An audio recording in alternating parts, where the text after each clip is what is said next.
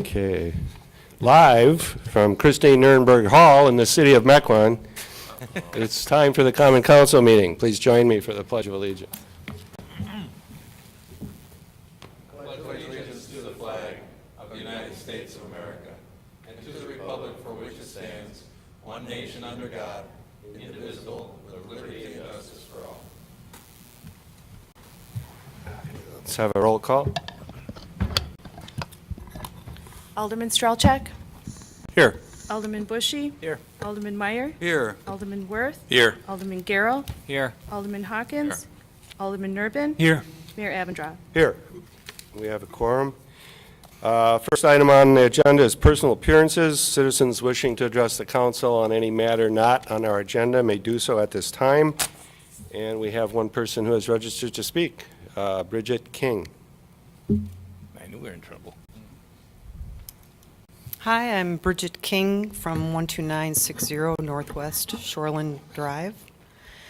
I enjoy receiving a monthly newsletter sent by Alderman John Worth that provides great detail as to the ins and outs of upcoming meetings, their agendas, and current issues the city faces. When I find something of interest, I often watch televised meetings to keep up with these issues and their outcomes. From Alderman Worth's monthly newsletter, I was made aware that the Common Council's Public Welfare Committee is rewriting ordinances for the sake of consistency. After watching last night's Planning Commission meeting, I was curious about this proposal, and so I took a long look at Mequon's Municipal Code of Ordinances. I am an English teacher by trade, secondary education, and I have corrected thousands of research papers. I'm sure most people remember the school days of diagramming sentences and writing outlines. Roman numeral 1, main point, capital A, subpoint, number 1, subpoint, small a, b, and c, supporting information, and so on. Mequon's Municipal Code of Ordinances follows the same pattern essentially.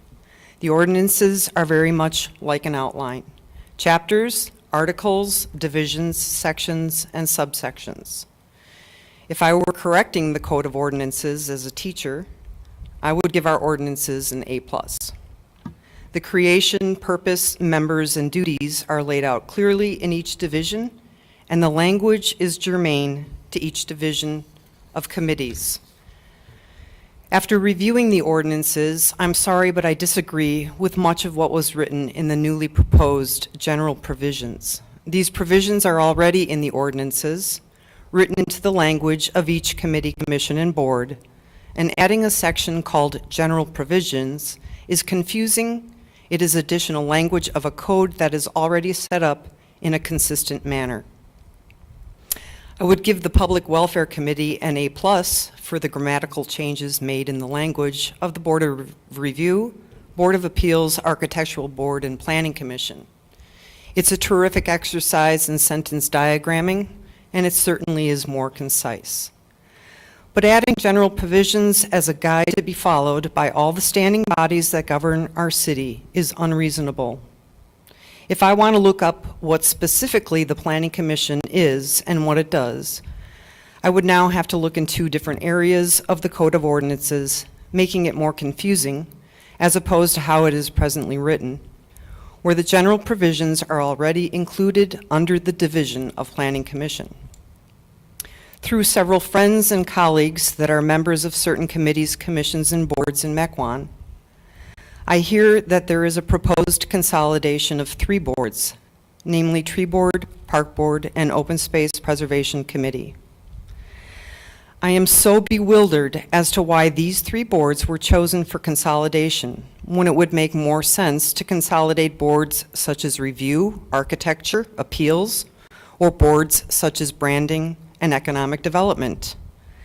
I find it hard to wrap my head around the fact that the Public Welfare Committee would entertain the idea of consolidating and eliminating boards and commissions that directly govern our land. Our land is our most valuable asset. Being the 4th largest city in Wisconsin geographically, we are also one of the wealthiest cities with some of the lowest property values. A great part of this reason is our valuable land and the precise and expert ways in which our governing bodies, with their accompanying ordinances, have developed the city with careful consideration over the years. The weight of importance of each committee, commission, and board is no greater nor less than any other. They all oversee and protect our land, whether it be economic development, landmarks, planning, park, police and fire, tree, review, open space, architecture, etc. Each and every single board has a specific purpose with specialized volunteers who maintain the health and welfare of this city. To rid our city of any of these boards shifts public perception away from their importance. I certainly feel as if the authors of these proposed changes have something against environmentally sound governance through these boards. Your proposed changes will place a very heavy burden on a smaller number of people. This is inconsistent with your proposal. You are taking away many, many important volunteers, even though you say you are not. But eventually, the appointments will go from 25 people for these 3 boards down to 11 people with too many duties to handle. I went to the Arbor Day celebration last week, and I was sorry I didn't see any of our council members there. But let me show you just one duty that these 3 boards are required to perform: educating the public. Here is what I received.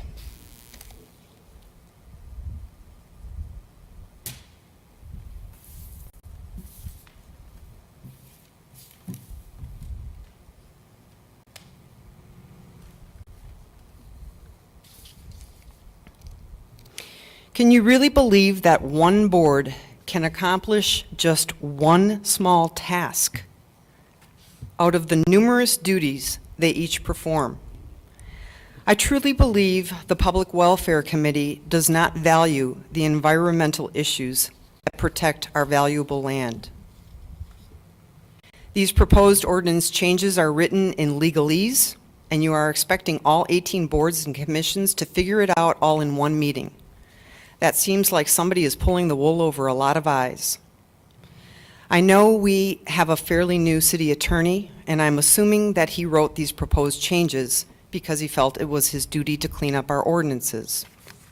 But if that is not the case, I don't believe our Public Welfare Committee would even entertain the idea of undertaking this huge task unless it is someone who specifically knows legal language.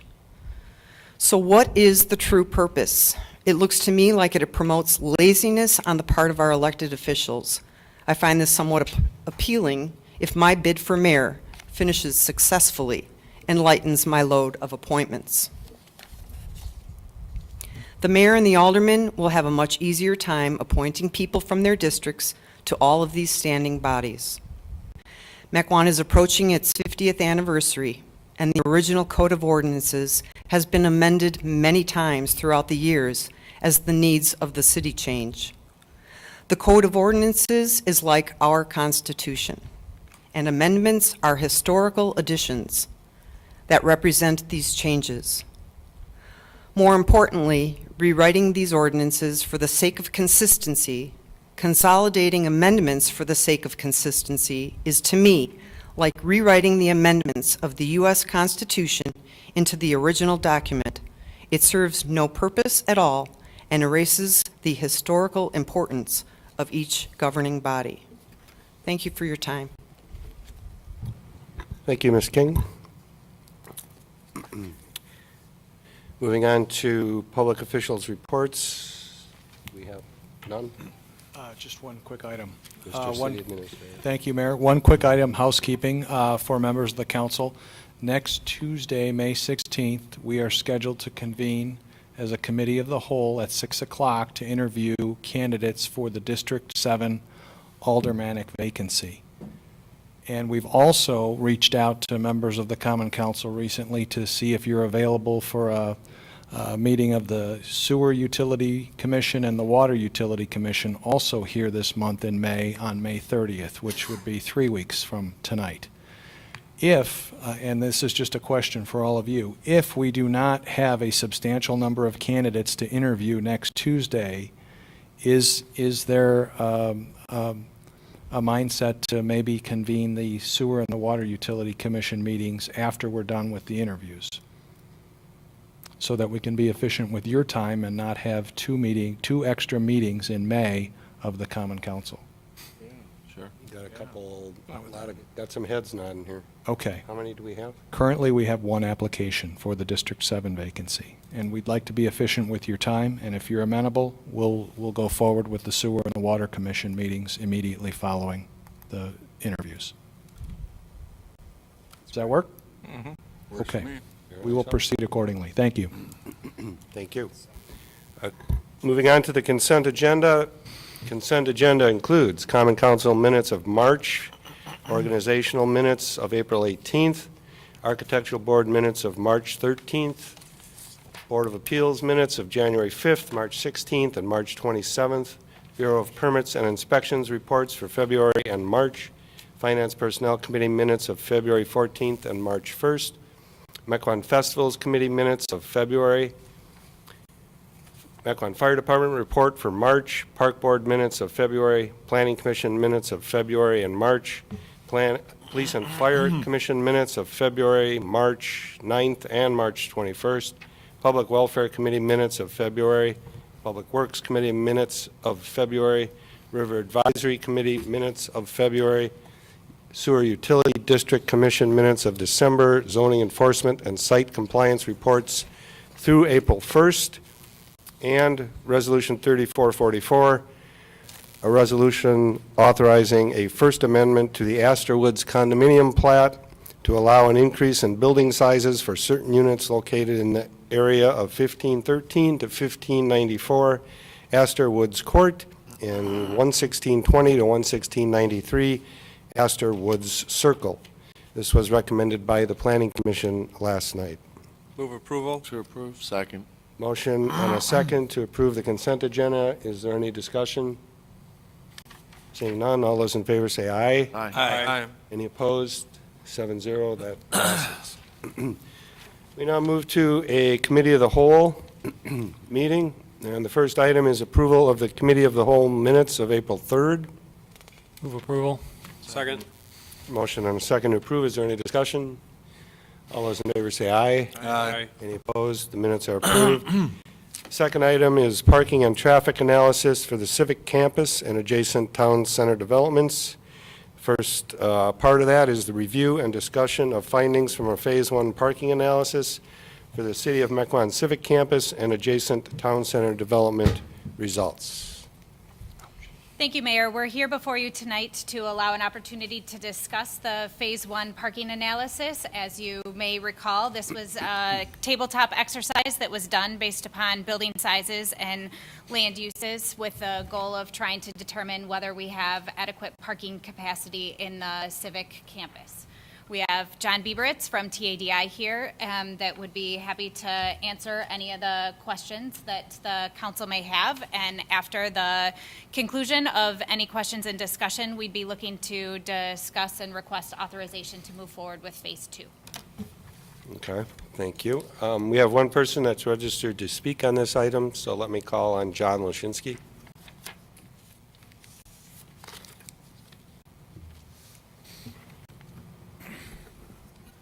Thank you, Mayor. Thank you, Council.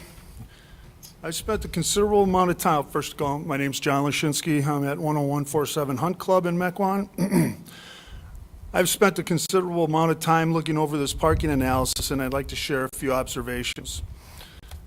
I assumed this was going to be an independent study, but I find all of the discrepancies and inconsistencies to be very one-sided. First, I'd like to start at the end of the report.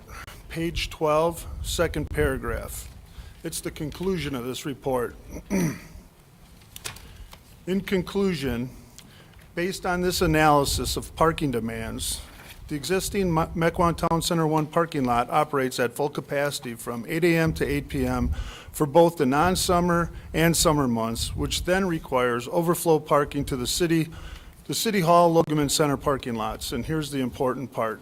The City Hall, Logamin lots operate at full capacity during the midday hours of 11 a.m. to noon during the non-summer months. This contradicts the data in Exhibit 3, which speaks to the exact same peak times and seasons. Exhibit 3 shows existing peak parking demands, non-summer, weekdays, 11 a.m. to noon. And if you look at Exhibit 3, the City Hall lot and the Logamin parking lot areas are at 71% occupied, unlike the conclusion that states full capacity. That's a big discrepancy between the data and the analysis. But regardless if City Hall and Logamin lots are at full capacity or 71% occupied, this theoretical analysis would lead us to believe that for the past 9 months, the non-summer months, there has been between 30 and 50 cars parked in the Logamin lot every weekday at lunch. I think there might be something flawed with this formula. The second point I want to make is regarding Exhibit 1. I'm not sure if this is misleading or incompetent, but this analysis is 25% off on the actual physical amount of parking stalls in the Logamin parking lot. If I were paying $10,000 for this study, I'd want my money back. I met with Alderman Bushy there last week. I don't think it took him 30 seconds to count 50 spaces, not 40. This discrepancy obviously affects much of the data presented. It also makes you wonder what other numbers might be off. I personally was having issues with the 85% standard used to show full occupancy, especially after staff asked for 90%. So I did a hypothetical exercise. I took Exhibit 5, which shows the heaviest parking demands during the peak time of the day, during the busiest summer months, but I used 100% to show full occupancy, not 85%. Exhibit 5 shows the mid-zone, 400 feet to 800 feet, where the Logamin is located, at full capacity from 11 a.m. until noon during the summer. Using a 100% standard, there's 44 available parking spots in that zone alone. When you correct the mistake made with the number of spaces at the Logamin, there's actually 54 parking spaces available in the mid-zone during the busiest time of the year. That's more available parking spaces than in the entire Logamin lot. And this hypothetical analysis was confirmed by Taddy. I was at the council meeting when you voted for this parking study. I believe it was Alderman Worth who asked to hire an independent group to do the study, not a group associated with the development issues at Mequon Town Center 1 or influenced by developer relationships at Mequon Town Center 2. Staff decided to go with the same group that did both prior studies. I think if you did a peer review of this report, you would find the analysis and the opinions do not align with the data. I'll end with what I find to be the most misleading analysis of the entire report. Top of page 12, and I quote, "A minimum of an additional 140 parking spaces for only the restaurant would need to be provided in this area to accommodate this type of redevelopment." That's in addition to the 50 parking spots that already exist. A minimum of an additional 140 parking spaces would be needed for my restaurant. This professional parking analyst states I need 190 parking spots for the restaurant.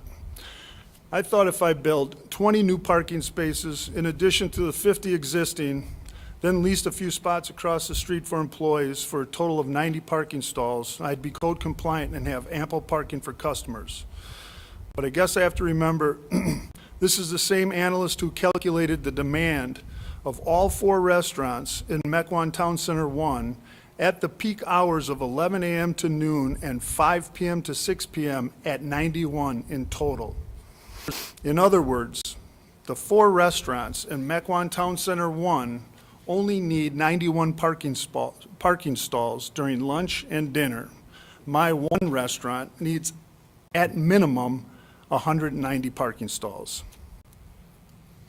Here's the problem. As long as staff is opposed to this restaurant, You're going to have to muddle your way through all of this misinformation. Staff has not offered any solutions, and their analysts are not going to offer any solutions. Do you want a solution? Spend $30,000 and create 20 new parking spots along the first base side of the baseball field. I talked to Mark Lalonde, who's a road builder. He does a lot of municipal work around here. He said 20 by 200, 4,000 square feet would cost about $30,000. It would buy you 20 parking spots, and that's right along the first base side of the baseball field. It's a perfect spot for it, and you would accommodate city summer users, not private development needs. Vote no on the resolution and spend the $50,000 creating parking where it's needed. Thank you very much for your time and your dedication to the city. Thank you, Mr. Lashinsky. Is there a program that you're going to present us, or are you just looking for questions? I just have some slides in case we need them as reference for any questions. Do you care to respond to any of the critique?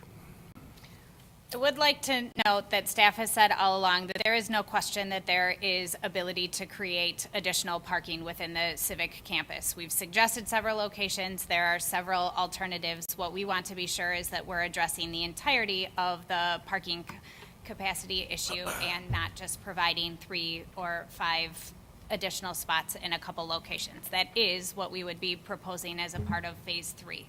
Would be the analysis and review of recommended improvements and additional locations for additional parking spaces. Phase 2 would be the confirmation based upon actual parking counts, not only of the number of available spaces, but also the number of occupied spaces during the peak times that were completed as a part of the tabletop exercise. Oh, sorry.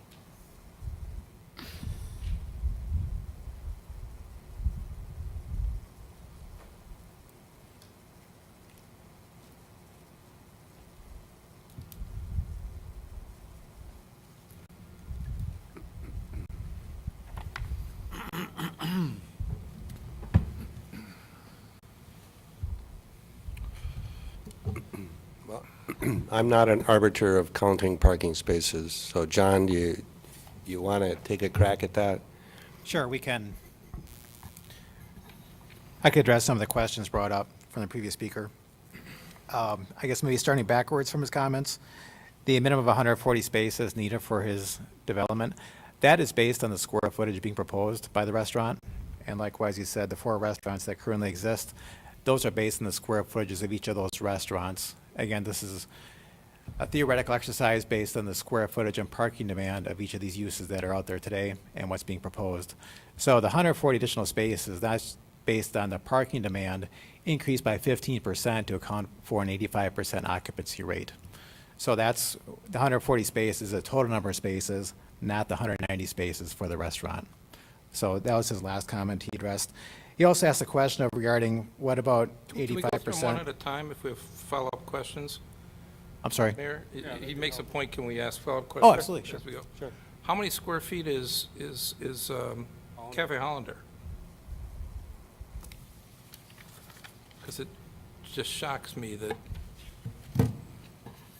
you could come up with that many fewer spaces for Hollander.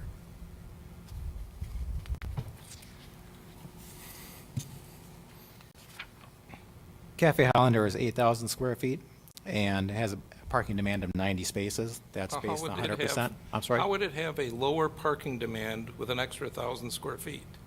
Well, keep in mind the 7,000 square feet, we increased that to account for outdoor seating, which that's being proposed as the backwoods grill as well. So we increased that square footage by the outdoor seating. What about the outdoor additional- seating at Hollander? Is that included in the 8,000 square feet? Yes, it is. Okay. What's the interior square footage?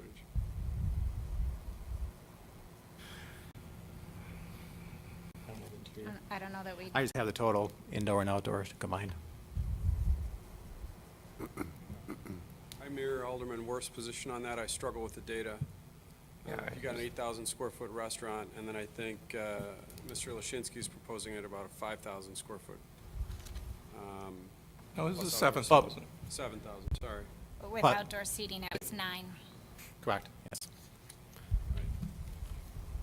And the parking demand of 90, that's 100%, increase that by 15%, I can't hear you. and that brings you up over to a parking demand of over 100 for Cafe Hollander. I'm not saying Mr. Lashinsky's number is too high, but I can assure you that the premise of this discussion is that Hollander's was too low. So in this analysis, we need to be at benchmark. You know, if he's got, 7,000 plus an additional 2, I mean, there should be a direct correlation at some point with staff, square footage of the restaurant, interior and exterior, and anticipated demands, during the seasons. They're not going to be seated outside in winter. We can take that into account for winter parking, but. Yes, that's why we did both Sure. peak and non-peak for summer exactly. and not summer. Right. Well, isn't Collectivo, I mean, how do you, Collectivo, if you add that to Hollander, has to be more than Backwoods Pub in square footage. Right, that's why, So- go ahead, John. I'll say Collectivo, correct, but that peaks during a different hour. That's busiest during the morning rush hours, whereas Cafe Hollander is busiest during the noon hours and evening hours. And lunch. Oh, yeah, Yeah, noon it hours, doesn't correct. affect- Can't Active park lunch to get business. a sandwich at Collectivo at Correct. lunch, period. Yep. I mean, I'm at City Hall a lot every single time I go. Right. That's consistent with what we found, right? And this is why we've requested there to be an actual parking demand analysis of actual counts to either verify or refute what's the exercise based upon what the peak hours would indicate that they are. Sure, but you're not going to have an actual count for the proposed restaurant, so it's always going to be a comparison of what you count against the hypothetical, and therefore, if the you've got to, we have to be comfortable the hypotheticals make sense. Well, we It could just also, seems like it's hard to, There's a couple we could ways, also extrapolate that used from Cafe Hollander. okay? there's also other ways to do it. For the Backwoods Bar and Grill, we could use it based on the actual number of seats, capacity in the restaurant instead of square footage, which is more accurate. So if we have that data, we could definitely use that data as well. The benefit of doing phase 2, which is the actual demand counts of what's actually out there, is we can determine how many spaces would be available that the Backwoods Bar and Grill can utilize that are currently out there today. Kind of a shared parking concept is what we're trying to stress on that. Sorry, I interrupted you. Go ahead with the rest of your comments. Wasn't one of the problems with the parking in Town Center 1, the information that we got from the developer? Yes. So how does that relate to did you analyze the square footage of Cafe Hollander and estimate the number of parking spaces that were needed, or did we rely on their information? We relied on their information. To be clear, TADI's role with MTC1 was with respect to the traffic analysis, not with respect to parking. Okay. Can encourage everybody to use their microphone, because it's kind of hard to hear you guys when you're talking over there. The other question that was brought up was regarding the percent occupancy, what's considered to be full, 85%, 90%, 100%. We used 85% in our study. Industry standards vary between 85 to 90%. Typically, 90% is used in urban areas such as downtown Milwaukee, where there's a high demand for parking. People expect things to be full or close to full. 85% is typically used in suburban areas where there's expectation that you will find a parking space close to where you want to go. So in this particular study, similar to other studies we've done in the area, we used 85% because people in the suburbs expect to be parking close to where they want to be. Really what the 85% means is that, working backwards, if you used 100%, your assumption would be that people are parking in the handicap spaces, those are all full. People are parked in the spaces designated for specific users, such as supercuts. People are perfectly parked. There's never cars parked over the line where cars take up 2 spaces. And there's never any maintenance vehicles parked in the lot for landscaping or snow storage or anything else. So 100% is unrealistic. So typically we use 85% just to comply with people's expectations in the suburbs as far as, especially in Mequon, can they expect to find a parking spot close to where they want to be? And you'll recall, we did discuss that at the March Committee of the Whole meeting in requesting your feedback on what to set. And so if we want to modify that for the Phase 2 analysis to a percentage other than 85, we can certainly do that. I'm comfortable with 85. Alderman Garrell. I'm a little speechless on the 30 to 50 cars parked at the Logamin during lunch.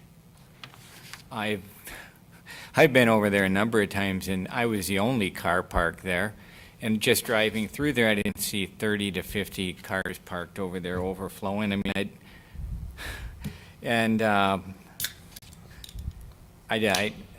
I'm just speechless on that. Who counted those 30 to 50 cars out parked in that lot over lunchtime? Because I could count them on less than one hand. I'm going to refer you to Exhibit 3, which is the existing parking demand from 11 to noon, which is that peak rush Could you pull the hour. mic a little closer, please? I'm sorry. Trouble hearing you. If you refer to Exhibit 2, which illustrates the non-summer weekday from 11 to noon, I don't know if you can see that or not, but there's essentially radius lines drawn. We have a 400-foot radius, which encompasses all of MTC 1, part of the City Hall lot, and then you have the 800-foot ring, which encompasses the City Hall lot and the Logamin Center lot. This is what we use to really define the parking demand areas. In other words, ideally, people want to be within 400 feet of the destination. So parking within that 400 feet is your first desire to park in that area, which, if you look in the radius line, spills into the City Hall parking lot, and you could almost define it as the edge of the Logamin Center lot. But once you get over 400, 800 feet, then you're into the Logamin Center lot entirely, as well as the balance of the City Hall lot and some on-street parking. Now, in this exhibit, what this illustrates is that we have 88 vehicles parked within the Zone 2, which encompasses most of the City Hall lot and some of the Logamin Center lot. So the question is, how many cars are parked in that Logamin Center lot? Based on what we're showing here, it's probably about 10 to 15, depending on if they use on-street parking on Cedarburg Road or if they're fully parked within the City Hall lot or in the Logamin Center lot. So again, we're defining things really not necessarily based on each particular lot. We're really basing it on how far are people walking to their destination. People want to park as close as they can to their front door or their destination, so they're going to park where they can see their front door or the shortest walking distance, which most likely is going to be the City Hall lot, where they can walk up through the MTC 1 ramp, parking ramp, to get there. And they're not actually counting the cars that are in the lot over lunch. They're estimating how many cars could be in the lot based on the uses that we have. That is correct, yes. These are not based on This is- actual parking This is count exercise data. done in an office, not in the street. That's what Phase 2 is for, is to actual count the cars when they are parked in these lots, That's correct. correct? Well, haven't seen cars parked there, and I've been coming here for 3 years, so, you can do this in the office all you want, but there's not cars parked over there. I understand.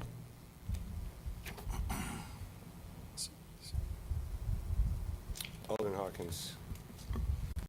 I think it's interesting that we've had a hypothetical study. I wish we didn't spend as much money as we did, but if in this early stage of the game, we've already had holes poked into the study, I think it's very premature to be considering spending $51,000 on an actual count, where we could use the money to improve the parking and increase the parking that we actually have. I've suggested this many times.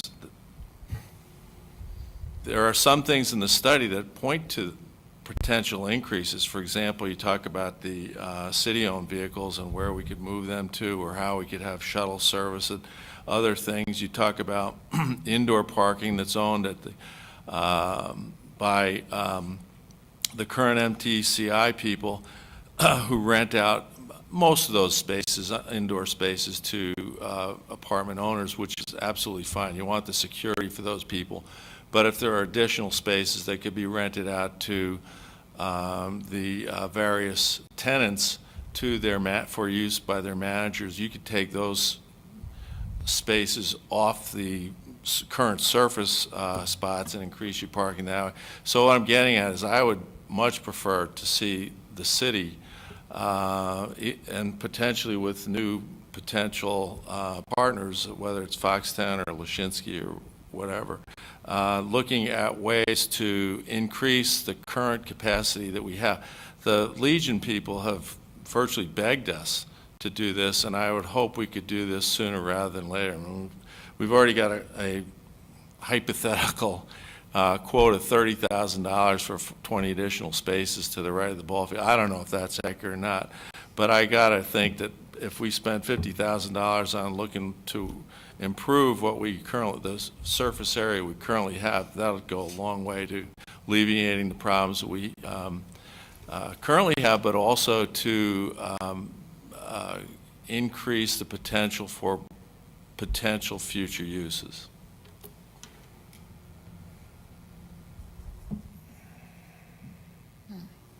Alderman Worth? Well, I have couple comments. One, I do wonder why Phase 3 comes after Phase 2. It does, the report talks about a few places where parking could be added, but there are a whole lot of other places that aren't mentioned, and I've learned it's based on some suggestions from staff. I mean, north of the library, there's a large open field. West of the current library parking lot, there's a lot of space before the playground equipment. There's other places where parking could go, and we ought to be looking at that. The other, and I've mentioned this and I'll put it nicely, but I'm disappointed because the resolution that we passed very specifically, that authorized this study, very specifically said it was supposed to include a traffic and parking analysis for Town Center 1, Town Center 2, the Civic Campus, and the Logoman Center. I mean, that's directly out of the minutes and the resolution that was passed, but that's not what we got. And yes, it was brought up in a staff memo, but we never voted on that. The only instruction from this body was that. Okay. And so all the concentric circles or partial circles that come on these exhibits are all from Town Center 1. And why? Because this is all about solving the private owner of Town Center 1's parking problem. If the circles were coming off the Civic Campus, which is our primary goal, the circles would be coming that direction. Or if it was to see what the impact of the Logoman Center was, the Logoman Center would be the center of this. But no, it's all based on, let's draw 400 feet and 800 feet from the Town Center 1. That wasn't really the exercise. And how do we solve Town Center 1's problem? The exercise was, what is the issue for this general area on the north side of Mequon Road? And that's not what we got. So I am a little disappointed, and not necessarily the consultant, because he got the instructions he got. But the instructions we gave included Town Center 1 very specifically in the minutes and in the resolution. So I don't know what to make of the study. It's a tabletop exercise. That from that standpoint, it is what we asked. I got to sit down and do the math to figure out how 140 spaces equates to 90 spaces for buildings that are, well, a building that's only 1/8 larger. I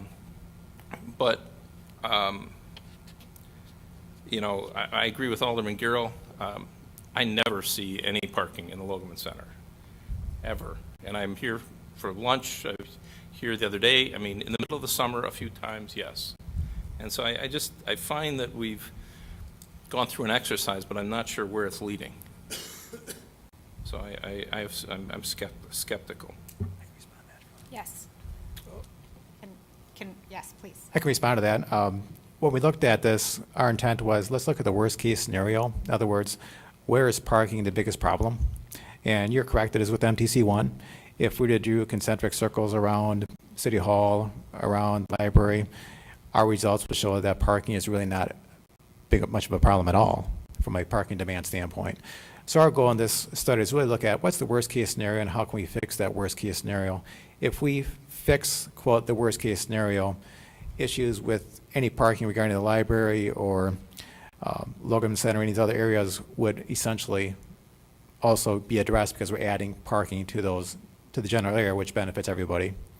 In regarding to how many cars are parked in Logan Center, what our assumptions were based on the results of our analysis, so on and so forth. I agree, every day you go out there and you see a different result, and every day you're out there, you may see 2 to 5 or 0 cars parked at Logan Center. Our study was not based on actual counts, it's based on hypotheticals, but a big hypothetical that's really hard to pinpoint is how much shared parking really occurs out there. For example, if you go to Supercuts and go to Cafe Hollander, that's a shared trip, a shared parking trip. We don't know what that percentage is until we do actual count data. We assumed that 20% of the Cafe Hollander trips would be shared parking trips. In other words, 20% during lunch are trips from Supercuts or other users within the center that basically walked into the Cafe Hollander for lunch. Shouldn't the But- same assumption be made for the Backwoods Pub? You could, absolutely. I mean, Right. I just, That there could- should be a consistency in the application of the data. That could be too, but as soon as we have more data on what the Backwoods Pubs is actually proposing as far as the number of seats, square footages, we've seen square footages between 5,000 to 7,000, 9,000 square feet. We're using 9,000 square feet as that was the highest number presented. That was in the latest one, so we use that as kind of a worst case scenario to build it from.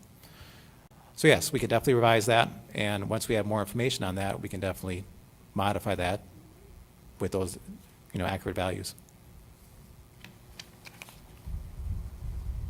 Alderman Nervin? I guess for me, the big issue is, what is the scope of Phase 2? Is it going to include Town Center 2? Is it going to include the potential for a restaurant? Are we really going to follow through, as Alderman Worth hinted at, what the original request was to do a comprehensive study of the area? Because I agree, I wasn't even on the side that wanted this at the time. I think it's a good exercise to do because I don't think we have a clue what's going on. There's opinions, the numbers can be argued high or low at any point, and the only way you're really going to know is by physically counting cars. But this focuses very narrowly on Town Center 1 at the current time, and if it's not going to go beyond that for the second phase, it's going to be hard for me to support. When we came before the Committee of the Whole in March, we had a series of questions and answers that we were looking for the Committee of the Whole. The intent was to come out of that meeting and be able to generate a scope to come back in April for approval. The direction at that meeting was not to wait and to move forward. That's why there was no RFP issued for the company that would complete the analysis, and why we had a discussion as to the framework of what would be included in Phase 1. That's what we executed as a result of that conversation, and those are the results that are here before you tonight. We'd certainly be willing to go through with TADI and do further analysis for the Phase 1 portion if the Committee of the Whole would like to, but what we'd like to recommend is to move forward with a Phase 2 scope that would include actual parking counts that would hopefully answer a large amount of the questions that are being raised tonight with respect to shared trips and demand and everything else. As it stands right now, it does not include any evaluation of the impact of MTC2. The decision was made and discussed at March that because of the lack of vehicular connection between the two, that it would be difficult to, aside from making an assumption on the number of shared trips, to have an accurate estimate as to what the impact of MTC2 would be. It would be another tabletop exercise where we'd be making a list of assumptions as to what it would be. To be clear, we can do that to study what the impact of this is, but we did define the scope as the OIT, Mequon Road, Cedarburg Road, and Division Street. If we want to modify that as a part of Phase 2, we certainly can. Just to follow up, I think you're going to have no physical count of Town Center 2 because it's not on the ground yet, but I think it's pretty clear there's a decent discrepancy between the hypothetical and what's happening on the ground today. We should probably reasonably expect there to be a similar discrepancy between any tabletop study of Town Center 2 based off of what we find, when we do physical counts, if we do physical counts. I think looking at that is key. There's going to be at least as it's drawn up now, one pedestrian connection between the two near the Logamans. I don't know how you can completely discount that. I know it's harder to pin down, but I think we probably need to study what's going on to assess the current situation, because I don't think anyone can agree on it. And we should take what we learned there and refine the model we're using to generate this hypothetical exercise. We can get a more accurate hypothetical exercise using data obtained in Town Center 1 study. I think it's completely reasonable to expect that similar behaviors and patterns will reoccur on the second phase of that development. It's going to have a very similar mix of businesses and same sorts of things going on. It has a little more parking up front, but I think there's a lot we could learn by counting what's going on now and refining our model for the next phase. But I think if we do those not at the same time and completely separately, we're going to make a mistake. Town Center 2 has done their own analysis, am I correct? That's how they determined how much parking they should have. They did their own analysis. Maybe the numbers are way off and they added way too much. Who knows? And again, But just to we be thought clear, they that did. would still be a tabletop exercise because there aren't specified users. So it would all be based on square footage and the general designations that have been provided for those buildings. And they've done that For themselves, yes. for themselves, and that is a self-contained development over there that is not part of the shared parking arrangement that exists between Town Center 1 and City Hall.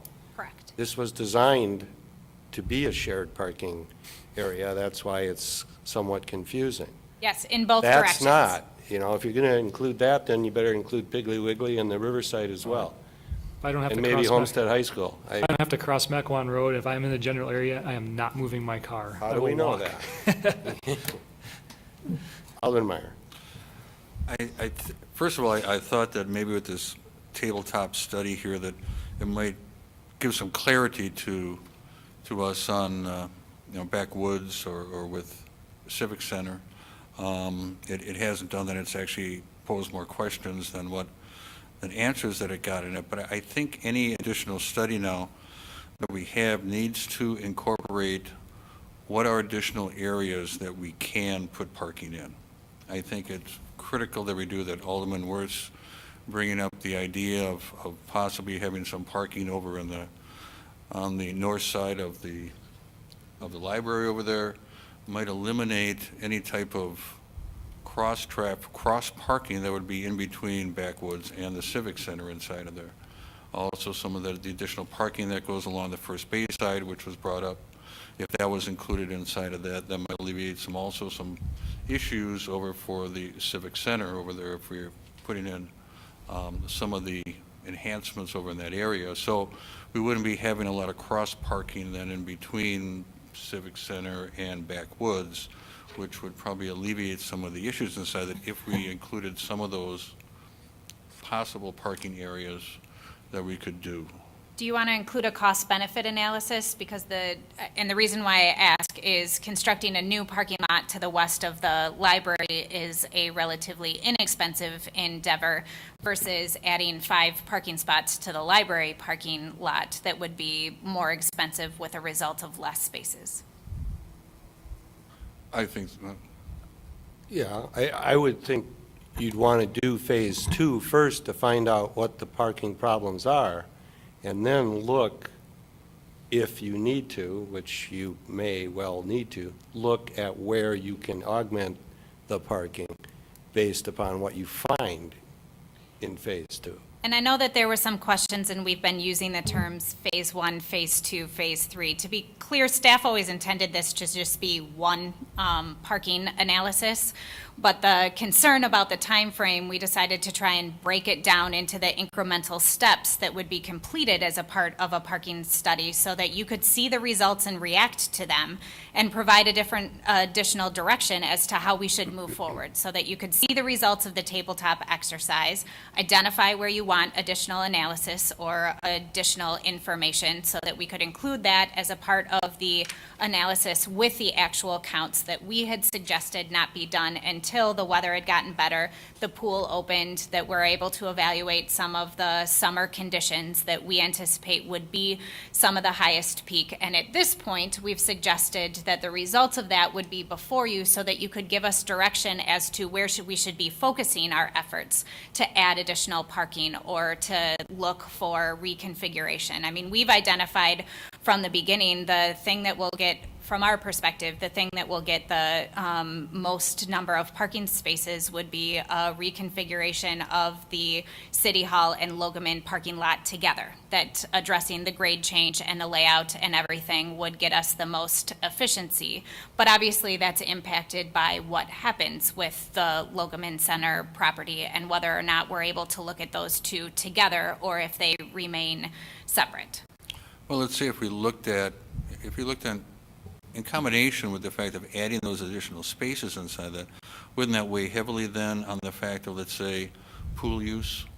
You know, because if that was directed over towards, here's the municipal pool parking, it's going to be north of the library for that. Right, that's why we wanted to do the counts first, so that we could tell who the users are and where the distribution of the parking is, so that we could make sure that we're putting the parking where we need it, instead of just adding parking for the sake of adding spaces.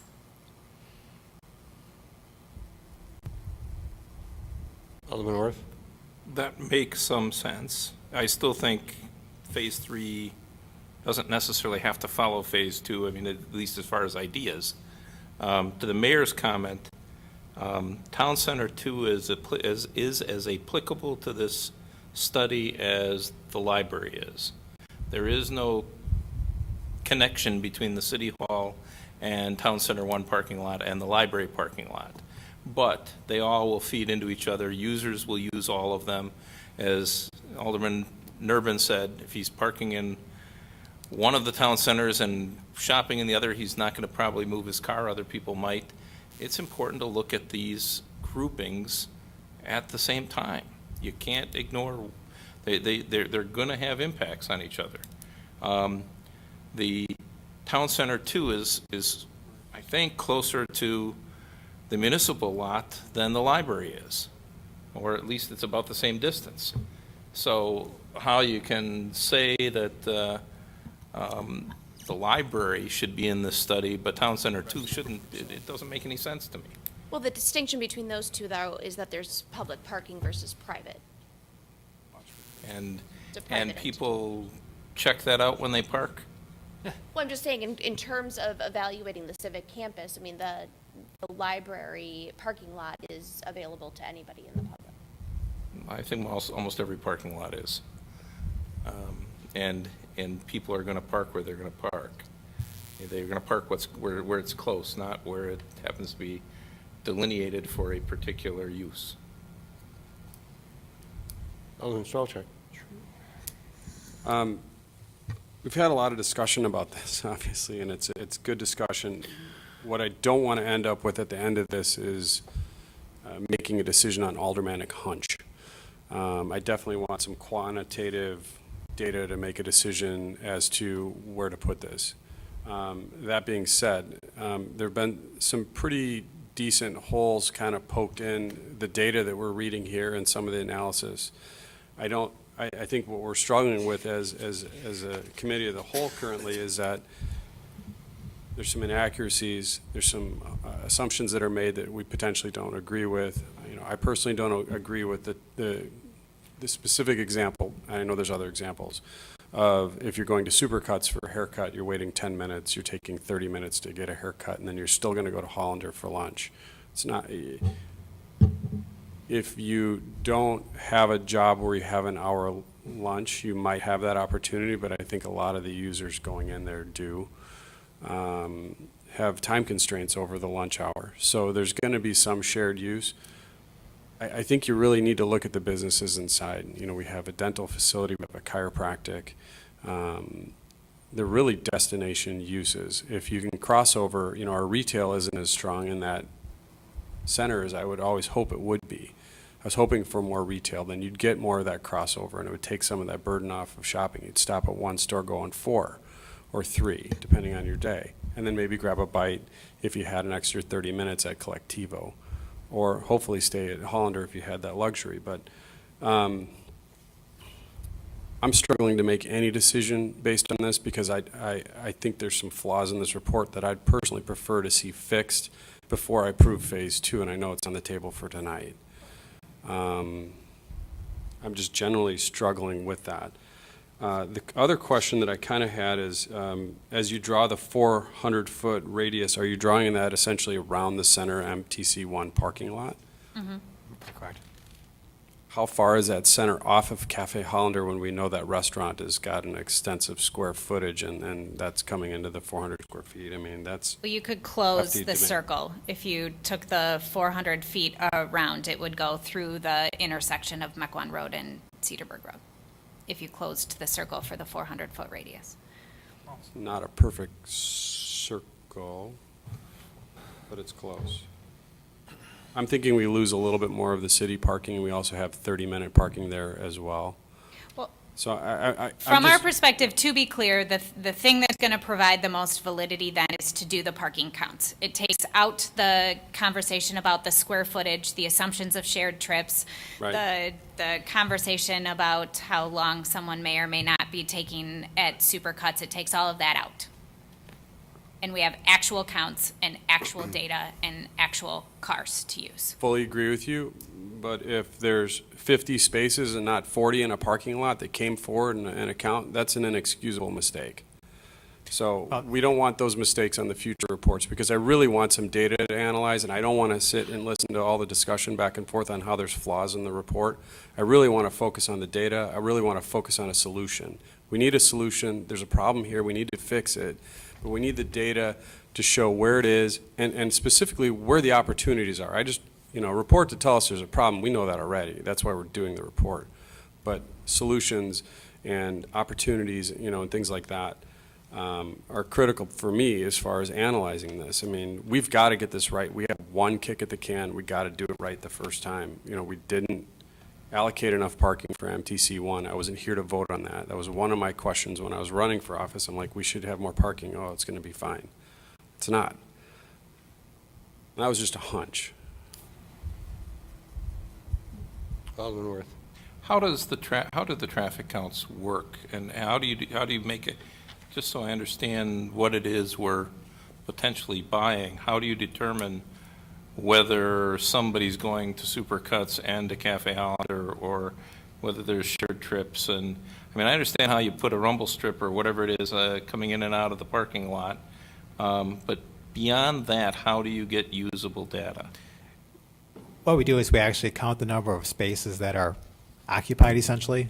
So in simple terms, we walk the parking lot, count the number of spaces that are occupied or non-occupied, whichever is easier, for each particular lot. So we know exactly in each lot how many spaces are total there, how many spaces are occupied, how many spaces are not occupied.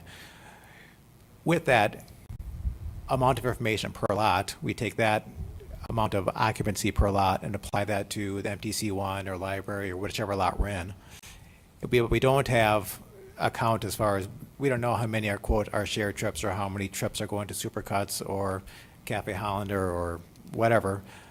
But that's not the point. The point is really to find out the center as a whole, what is that parking demand for that center during the peak hours of the day. And we're going to be doing that for a typical weekday in May, with and without court and session, for the hours of 8 in the morning to 9 in the morning, 11 a.m., noon, 1 to capture that lunch, as well as that morning peak hour.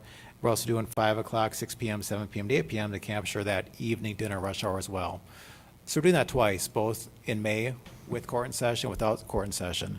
Then we're also doing it in summer for those same hours, for a peak summer weekday, on a hot day, when the pool's in operation, over 80 degrees, perfect day outside, baseball's going on.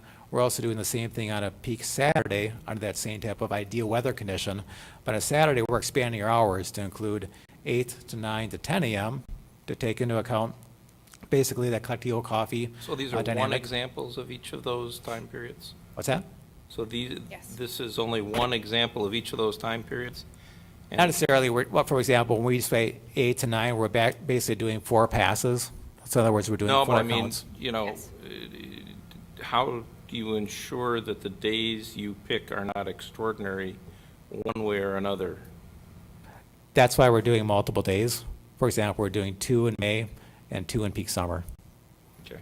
But it's basically by discretion. 2 weekdays, 2 weekends in May, 2 weekends, so there's two, There's 2 weekdays in May, Okay. one with court in session, one without court in session, yeah, but then those are different. different days.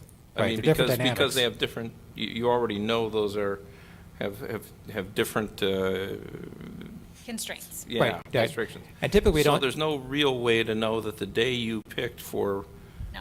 not court in session is a representative day. correct.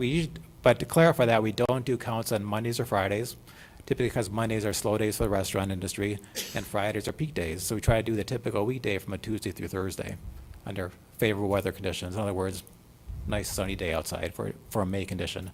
For summer, we're doing a peak summer weekday under 80-degree weather, perfect swimming conditions.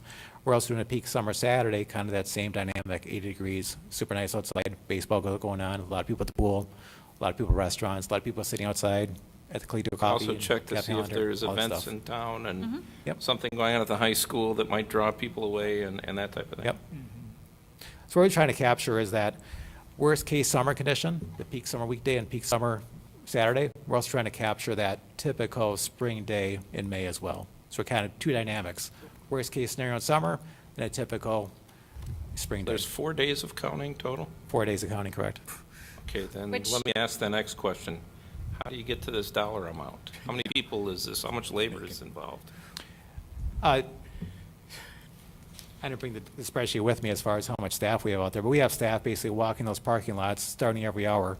So for example, at the 8 o'clock hour, we'll probably do 2 or 3 passes. In other words, we're counting cars at 8 o'clock, 8:20, 8:50, 9:10, This is 9:30. typically a group of 2 people or 10 In people? this case, we'll probably have 3 people out there, basically walking with clipboards, checking lots.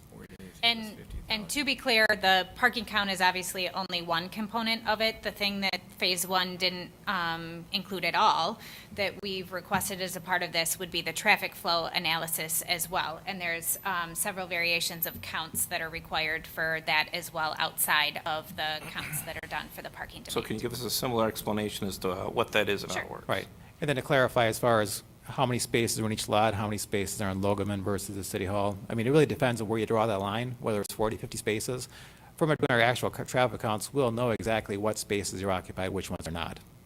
So I know there was discrepancy regarding, how many spaces in Logoman Center. Well, it really depends on where you draw the dividing line is where you count the number of spaces. So really for this study that we did, we're really looking at the whole combined area in itself. So So hopefully. how does the addresses traffic concerns. flow study work?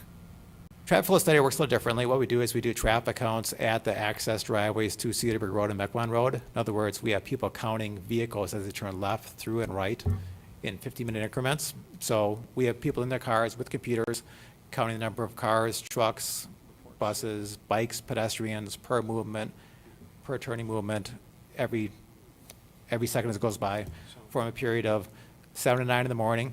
And then also, we're also doing the afternoon, in noon time, I believe, from 11 to 1, and also the afternoon from 3 to 7.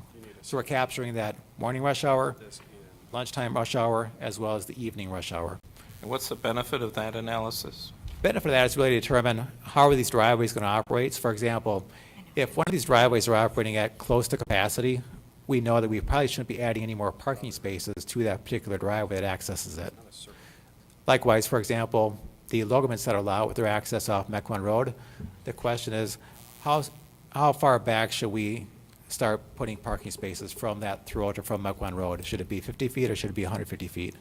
It really depends on how traffic queues are there and how traffic operates at those driveways, which will determine where can we start putting those parking spaces up against the trail. Well, and frankly, to consider whether or not there's a need to eliminate parking spaces due to safety issues. Correct, that too. So, for example, if we're adding more spaces to the library lot, the question is, how are those cars going to get there? Which driveways are they going to utilize? So by doing the circulation study, we can better design where those parking spaces should go and how they should get there and how they should leave. Alderman Meyer? Yeah, just a quick question. In your analysis done for your traffic study, do you factor in, is there a certain factor that you factor in for people just dropping people off? Yes, we do. In fact, when we do our traffic counts during those peak summer days, there'll be a lot of drop-offs and pickoffs, especially at the pool. Especially at the pool and... Exactly, right, yep.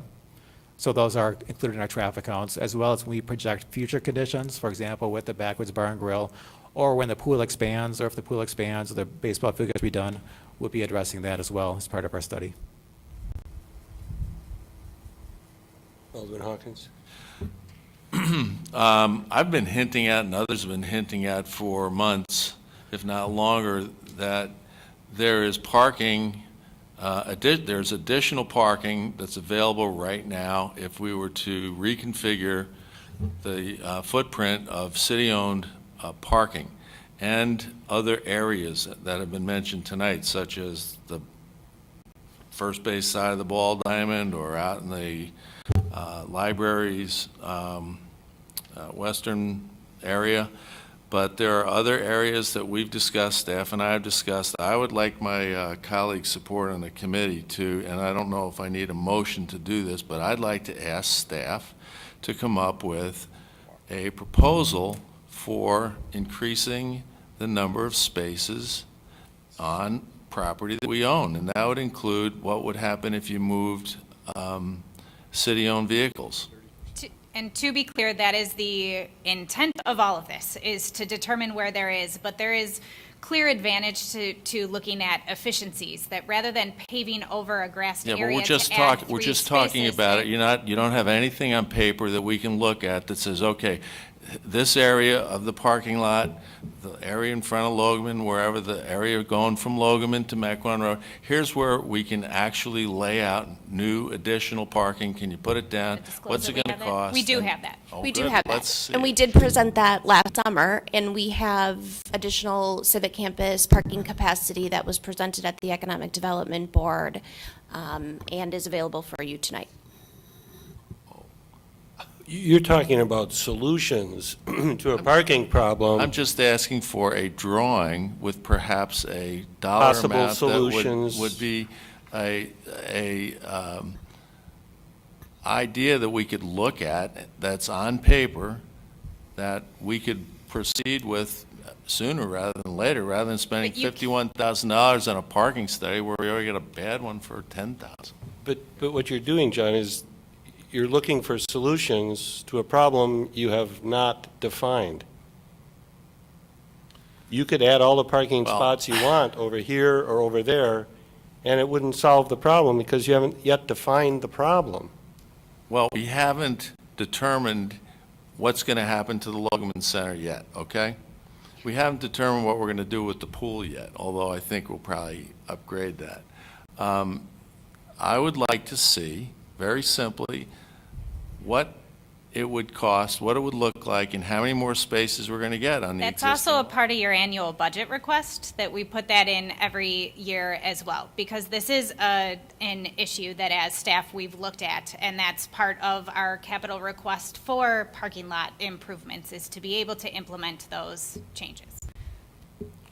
And we need to know why. Why are you adding parking over here?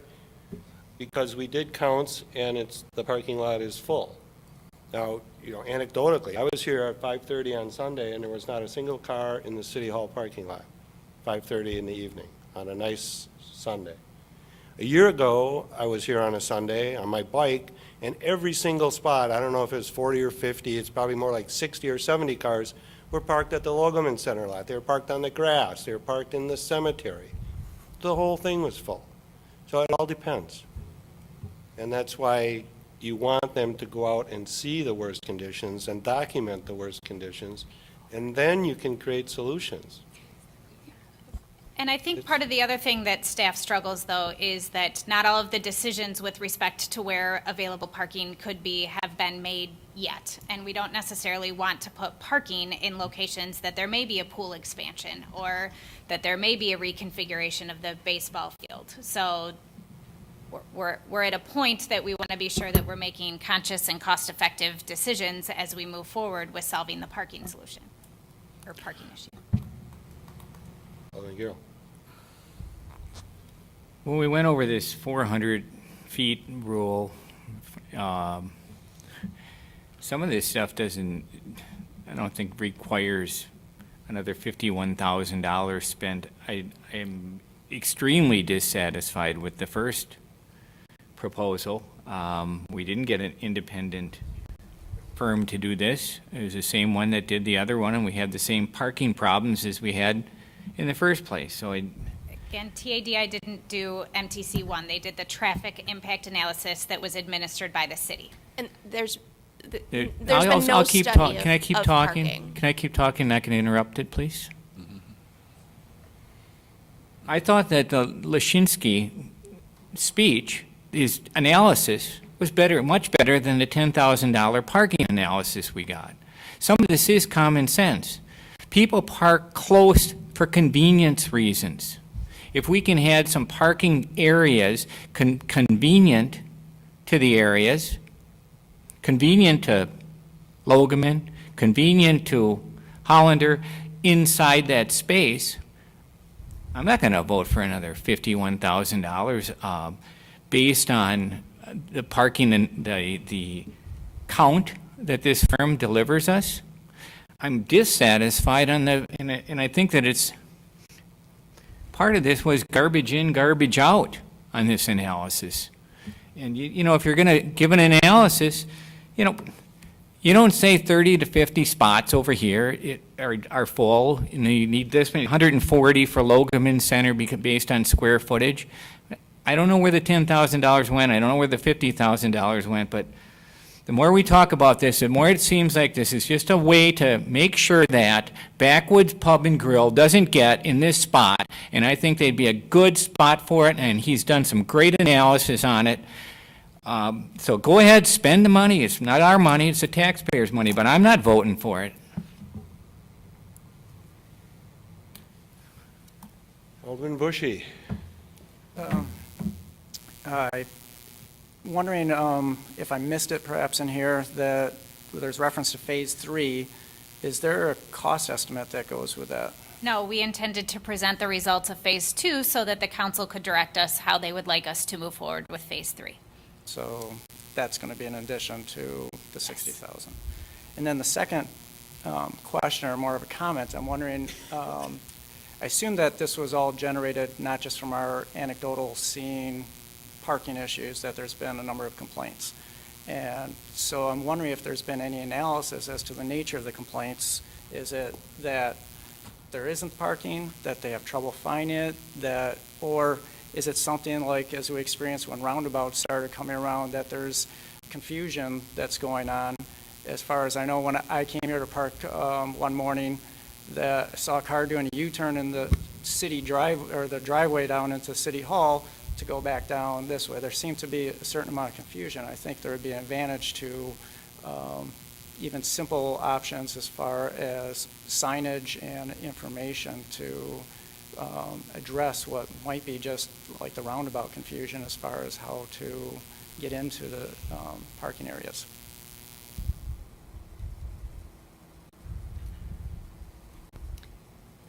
The complaints have come from the businesses at MTC 1, from residents, and from aldermen presenting them to us. I think the nature of the complaints that our department has received has not been that a parking space could not be found. It just was not found within as close proximity as desired. I think there are a lot of factors that are influencing that. I mean, this we're within the suburban environment and we're used to larger parking areas. I think we are also asking that the businesses within MTC1, given the physical development of that site, we're asking them to be self-containing or self-sufficient in terms of their layout, when the context of the rest of the neighborhood really isn't that way yet. So when we talk about the opportunities for shared parking, and as Alderman Nurbin indicated, some of the individuals' pattern in the future, I think, will be to park in one location and continue to walk through the neighborhood. We're actually attempting to encourage that dynamic to happen. But when you only have 3 acres out of the larger context of this traditional neighborhood development design, that's not going to function as well until you continue to be a little bit more successful.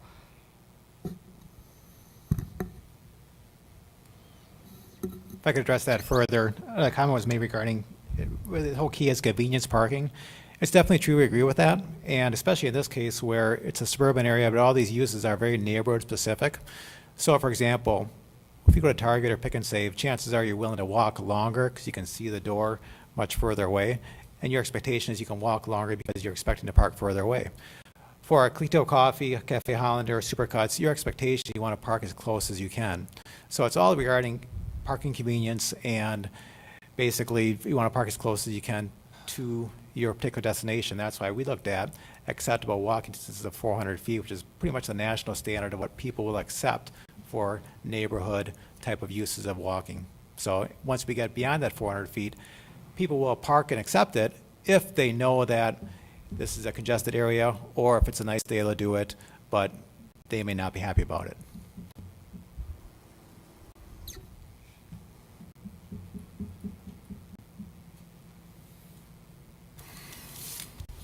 Alderman Meyer. You know, I think it goes without saying that, we all understand that the Town Center 1 needs additional parking. And the overall question to us here is that putting some civic improvements in and putting the Backwoods restaurant in there, is that conceivable to do that? And do we need the parking study we already know that the town center doesn't have enough parking inside of there. To conceivably get Backwoods in there and also do some civic improvements, what needs to happen in order to do that? And I don't know if we need to have a restudy of the town center area inside there, because we already know that there's not enough parking inside of there, according to what people are saying, but according to what we're looking at here from the table graphics inside there, if we actually went at 100% or went at 90%, it seems like there are still spaces available throughout the day at any given time when it's there. It's not completely 100% full all the time during those peak times. There's always spaces there. So I really don't know what that traffic study or the parking study is going to give us on that. We already kind of know that information. And it may qualify some of it a little bit more, but I think we already got that information study here. Bottom line for me is that, are we going to be able to put both of those inside there? Is it just going to be one that's going to be able to fit inside of the area of the Logaman Center? What is our options in doing that? And what do we need to do in parking spaces to adequately accommodate both of those? All the questions you raised would be answered by doing the phase 2 study, because really what your question is with Backwoods going in, how many spaces can they use that are already out there today? And how many more spaces need to be added to accommodate Backwoods? That's the big question out there. And that's the thing that we can address by doing the actual traffic counts and actually seeing what's out there and how much shared parking is available for their use. That's really what we want to find out, which will then we determine how many more spaces should they be providing which would adequately accommodate them, and where they should go, Right. and how far people to walk to get there. Where they should go. Alderman Strelczyk. I'm just going to give you an opinion, and you're the expert, so I'll wait to see what you come back with. But my hunch is that after all this exercise, we're going to come up with the best practices, that some sort of a parking, multi-level parking facility needs to be put in, basically behind City Hall and where it says 90 spaces, somewhere in that space. You're within the 400 feet from the centroid of TC1. You could see the doors of the majority of the places that you'd want to go to from that facility. It's a reasonable walkable distance, and it would access the entire civic campus there. The one thing that I'm going to struggle with is, like, who's paying for that? The driver here is TC1 has got a parking issue. I don't feel it's 100% reasonable to burden the taxpayer with that bill. If we do go any further with analysis, I definitely want to see personally what a multi-level facility is, how we could cost share that. I'm really looking for some solutions, which is why I wanted to see a study done with traffic counts, and then accurate solutions with reasons why and how it could be afforded versus, hey, that's a really great idea, we messed up, we didn't put enough parking in Town Center 1, and oh, by the way, your taxes are going up. That's completely unfair to the residents. It's a wonderful city asset, however, it's a development issue, it's not a residential issue, and I kind of divide those into two different categories. The other thing too, if you could, at some point in time, even just email me just where 400 feet is from Cafe Hollander's entrance. You've got 400 feet from the centroid there, even if it's just one thing just to show. You can do your entire analysis off the centroid of Town Center 1, but I'd really like to know where 400 feet from Cafe Hollander is. If that business doesn't survive, that's dead on the corner. It's our anchor tenant, and I want to make sure that, at least we're not doing the study for them, but I want to make sure there's additional assessment that's at least looked at in that process, please.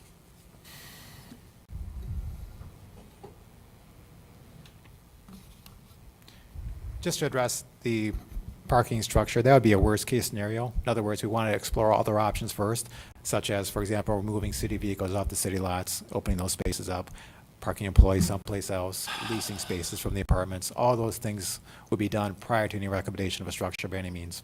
Sure. So our goal really is to, how can we best accommodate the parking demand out there most economically and based on what's best for the user and to keep the businesses in business, Right. as far as people actually will go there with the intent that they know they can find a parking spot. Right. Alderman Hawkins. Thanks for your opinion that that's a worst-case scenario, but could you give us the study on what it's going to cost? You claim you've been giving us parking options year after year, but I haven't seen them. And now you're telling us we can't see what a multi-level parking structure is going to cost? Give it to it. Tell us how much is it going to go? $50,000 to get that? We can definitely do that. The question is, how many spaces are you looking at for that?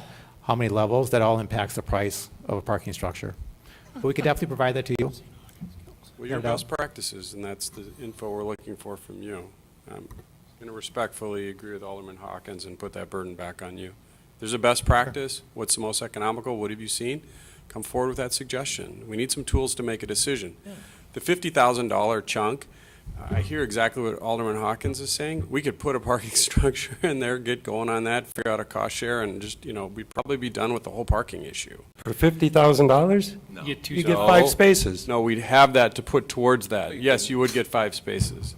But I agree with you, Mayor, that you can't analyze something you don't have data for, and I 100% support doing the study, but I really want the quantitative data to make an effective analysis to do so. Correct, and that's what you will get once we do the actual counts and analysis and provide you with that information, determine. Really the goal is how many spaces are really needed to accommodate all developments on site and all future development. And I've heard that perhaps you don't want to follow staff's recommendations, but our thought was if we came through and said that the net need for town center, or for the section that we've defined here is 100 spaces, that we would find the most economical way to provide 100 extra spaces. But if the council wants us to evaluate a parking structure of 500 spaces, we can certainly do that as well. But our intent was for you to understand what that gap was and to give us guidance as to how we should look at solving that, whether it's with supplemental parking lots in available land versus a full-out parking structure. Mayor? Alderman Worth? My biggest concern of parking in this area is the Legion Hall. And is there a timing, I mean, I think they're the party that's gotten the most raw deal out of how things have developed. I think that they are forced to share a parking lot that by most accounts is reasonably full regardless of where you're at, and I'm not sure that any of the solutions I've seen solves their issues, but I'm also wondering, in this parking study, is there a way to figure out what their problems are also? And maybe it's in there and I missed it. Yes, for Probably each is. of them, for the MTC1, the Foxtown Ventures, and the Backwoods Bar and Grill, the very first thing that we recommended is that the consultant sit down and interview them to have a full understanding as to either what, for the existing businesses, their needs are, because they already exist, and for those two that are proposing redevelopment, what they anticipate their needs to be. Again, to stop the tabletop exercise on the square footage and to have the conversation about the backwoods, about the number of seats that will be provided, I'm not and the type of, With the VFW, yes, so they're a part of MTC1. I'm looping them Okay. in, that they could be interviewed as a part of that, will so there, that, will there be any traffic counts that are relevant to their usage? Correct, yes, we will coordinate with them so we can obtain their schedule. So when we do our parking counts, we want to make sure that we're doing a count when they have some activity going on at the hall. Okay. But then somehow account for the fact that that's an extraordinary event, not the normal. Right, well, we're counting 4 days, so one of those days will be an event, the others probably won't be. Correct. Do we want to add just one more day I don't know. counts? Call for the vote. We don't have a motion. Item 2 is Resolution 3439, awarding the contract for Phase 2. And so the Committee of the Whole needs to make a recommendation to move this resolution forward to the council. Is there a motion to do a Phase 2 study? Or not. I'm sure all of you got a copy of the email from Foxtown Ventures last week. Foxtown Ventures, you all were copied on that email, and they indicated in there that they were taking no further action until the Phase 2 study was complete. So I think that's an important point to consider, the implications of that comment. You compare that to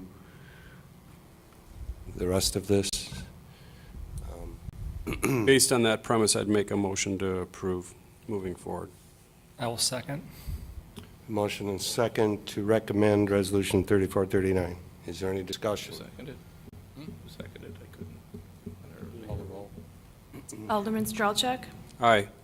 Alderman Bushy, No. Alderman Meyer, No. Alderman Worth, Aye. Alderman Garrell, No. Alderman Hawkins. No. Alderman Nurbin, Aye. Mayor Avendroth. Oh, aye. 4-4. 4-4 tie, motion fails, so there will be no more traffic studies. So the problems of parking will continue to exist. Backwoods Grill, sorry, you're out. Foxtown quits. You guys have made a really bad decision here. Well, we still have to vote on it as council. Oh, Maybe it'll change. Different. okay. All right, let's reconvene as a common council. Take up ordinance 1489, an ordinance amending section 9010 of the Mequon Municipal Code concerning the regulation of water sports and sporting events on the Milwaukee River. This was recommended by the River Advisory Committee, and a recommendation is forthcoming from Public Safety, and this is a first reading. Moving on to resolutions. Resolution 3436, authorizing the purchase of approximately 30.13 acres of land located at the southwest corner of Fort Washington and Bonneville Roads from the Wisconsin Department of Natural Resources in the amount of $50,600. Recommendation, this is recommended by Finance Personnel this evening. Move to approve? Second. Motion and a second to approve. Is there any discussion? This is on purchasing. Call the roll. I'm going to Discussion. No discussion. Yeah. At the last Common Council meeting, I believe I was the one who jumped on this and said, wow, this is a great idea. You know, this is a great piece of property. And it's in my district. And since then, I went out and I walked that piece of property. I walked that piece of property, and it's, I gotta have a high pair of boots even when it's dry. The trees are dead because it's a flood zone. I don't think anybody will ever build on that piece of property. There's no way you can build there. I don't think we need to spend $50,000 for that property, looking at it. What I'd really like to see is, I'd like to make a motion that before we vote on this, to have every alderman go out and look at that piece of property. Because I don't think, I wouldn't pay $10 for that piece of property. The mosquitoes are nice and thick. It's good only for the deer hunters who like to hunt there. If somebody else buys it, they're not going to be able to build on it. It's going to stay like it is probably for the next 100 years, whether we buy it or not. The only nice thing about it is there's a little parking area the DNR put in there where you can park. But if you haven't walked on that piece of property, you haven't looked at it, and you haven't been there, I think it's imprudent to vote to spend $50,000 on that piece of property today. Alderman Worth. Well, I'd rather spend this $50,000 on the parking study, and that was the same comment I made the last time we discussed it, that we're effectively making a $50,000 donation to the DNR for no real benefit to the city of Mequon. I don't understand spending the money. It's not going to be built on, and it simply, we're buying a liability, because when you own land, you've got responsibilities. I don't get this purchase at all, and I have, before the last time we discussed it, went out and looked at it. Alderman Strelchak. I invited Kim to come up and explain a little bit of what she explained in Finance and Personnel. I agree with you that nothing's going to get built on that. That is low lands. But what Kim will explain a little bit further is that this is a part of a connective piece that as development does occur in your district, that would connect a green belt for a walking path from Oriole Lane School essentially to Highway C, Pioneer Road. I'd also like to highlight that in my district, I've got lands, it's high ground, it's a little nicer than this, it's actually buildable. But we've had some pretty extensive meetings at City Hall regarding the hunting. I'm all for hunting. I want to see people hunt safely. However, the adjoining parcels have a potential to be zoned residential. Current hunting regulations allow hunting, whether it be bow or slug or shotgun, within 300 feet or 100 yards of an inhabitable dwelling. So that could be offset even probably from the property line. As an alderman that's been called in a panic as a gentleman's two daughters come running in because they hear shotgun shots as they're playing in their swing set in the backyard, which isn't counted as an inhabitable dwelling, I really would entertain adding a little bit of caution to the $50,000, it's not buildable premise, I would entertain some of these other items that could be potential issues. If the city did purchase it, we could also resell it. If somebody wanted to bow hunt on that land or turn that into something like that, that would be available. I personally, if I had the additional funds and wasn't a council member with it being a conflict of interest, I'd love to hunt there. It's nice and close to home. I could leave a tree stand there, drive 2 minutes in between work and home, and I could have probably the biggest bucks that are about ready to get run over on Port Road right at my beck and call if I wanted to hunt there. Kim, can you explain a little bit about the Greenbelt, the Greenway, and a little bit more what was discussed in Finance and Personnel, which is why I asked you to come forward, just so that council, as we're making a decision, we have the full scope of what it's more than just an unbuildable parcel. Sure. And let me just back up. The city was notified in late February of the state's interest to release the property. We had a discussion at the March Common Council meeting, and you asked us to look into the acquisition of the land that was available. In terms of our review and some policy issues that we've addressed related to open space and future land use planning, there were 2 points in the recent years where this particular property was noted and identified as possibly of interest or of value. First, it was the East Growth land use, neighborhood land use study, and the groups that worked on that project identified the site as one of the priority links to be able to create a greenbelt system.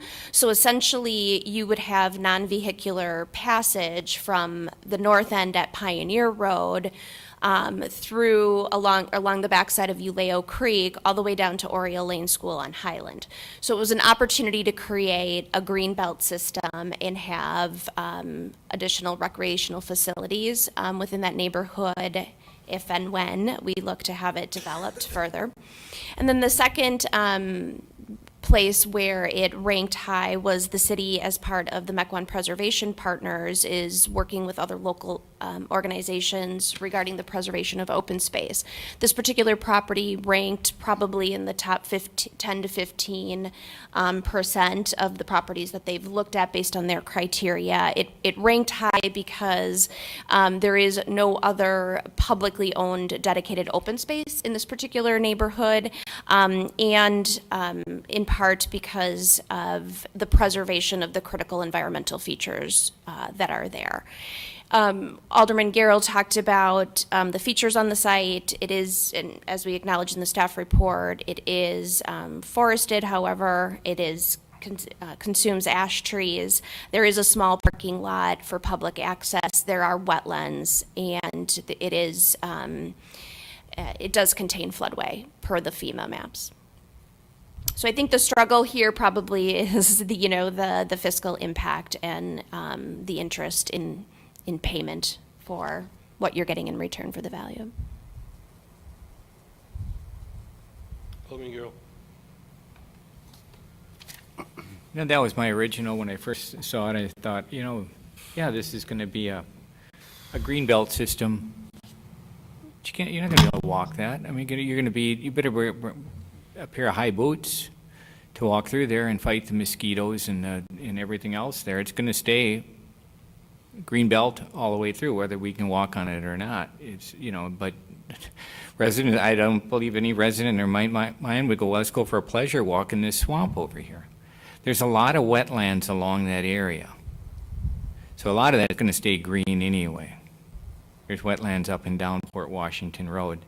El Hospital's got a ton of wetlands on his property, and you go back a little further, there's already wetlands there. And as far as the hunting goes, and Alderman Strelchak said he'd love to go over there and shoot a big buck. Well, as soon as it turns into public land, you're going to have tree stands everywhere.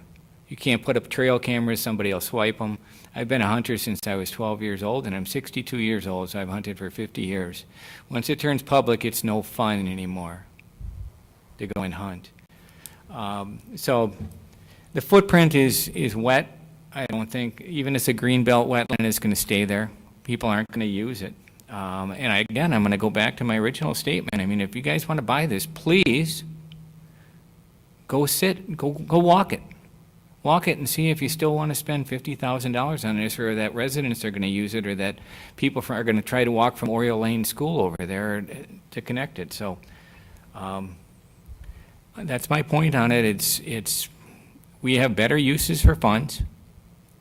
And again, I'm going back on last time around, I said, hey, let's do this. But I walked it and I changed my mind 180 degrees.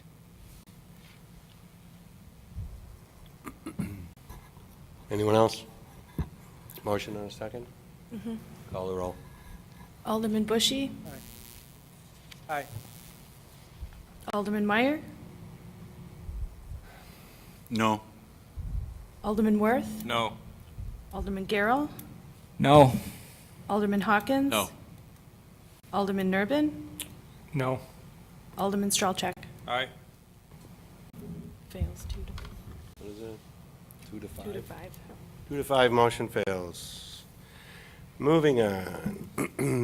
Resolution 3438, a resolution awarding the 2017 crack sealing contract to Farner Asphalt Sealers of Waunakee, Wisconsin, in the amount of $84,322.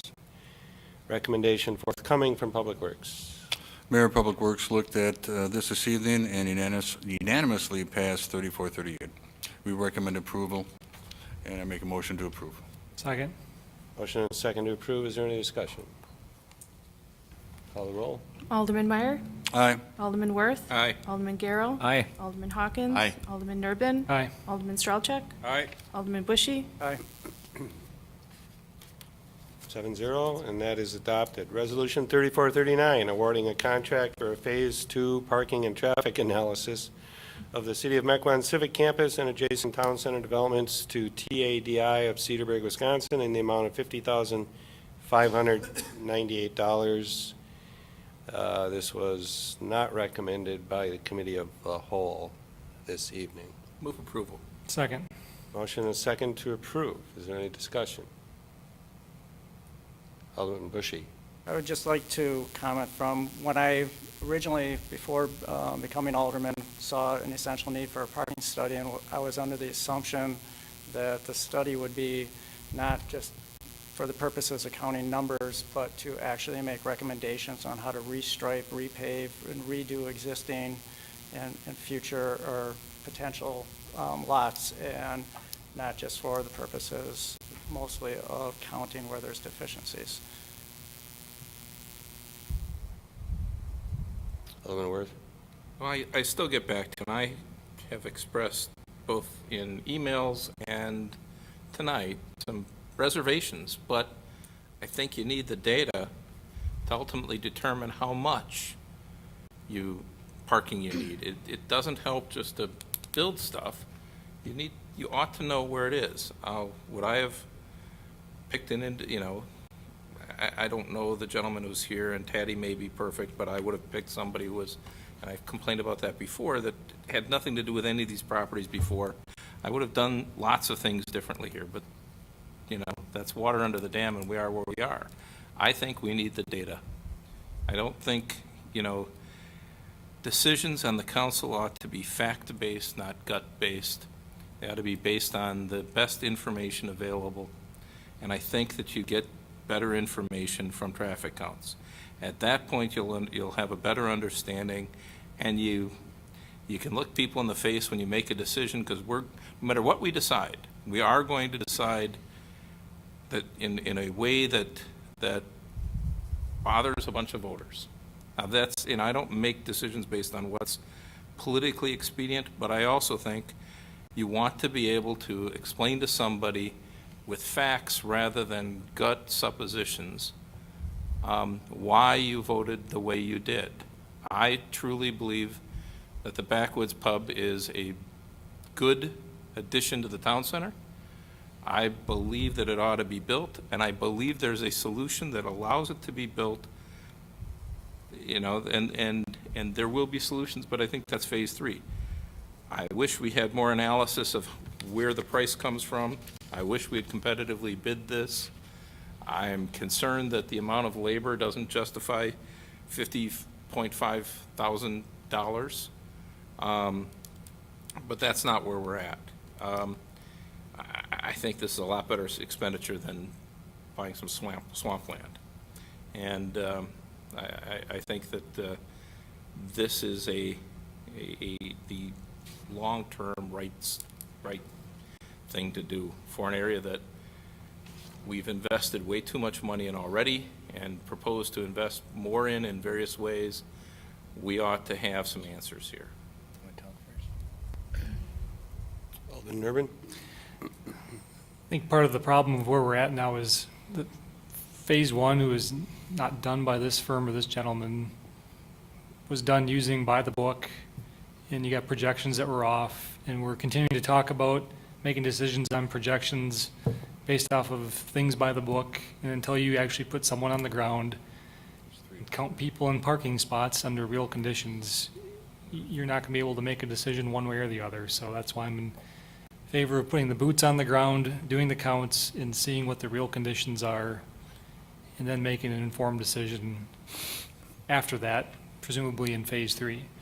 But we'll never get to Phase 3 if we don't do Phase 2. We'll just continue to develop indiscriminately and let the chips fall where they may, and that's not the right way to do things. Alderman Strelchak? I think we have a responsibility to our residents to fact find. Not one of us is a parking expert up here. City staff does an excellent job of analytics, but having somebody that's not them provide us with numbers with their feedback is a better solution. I think the number one development issue currently in the city is town center, parking, flow, and things like that. I think we have a responsibility as civic leaders to plan without data to back our positions, to back our hunches, if it does so, or changes our minds. We can't do so without this effective study.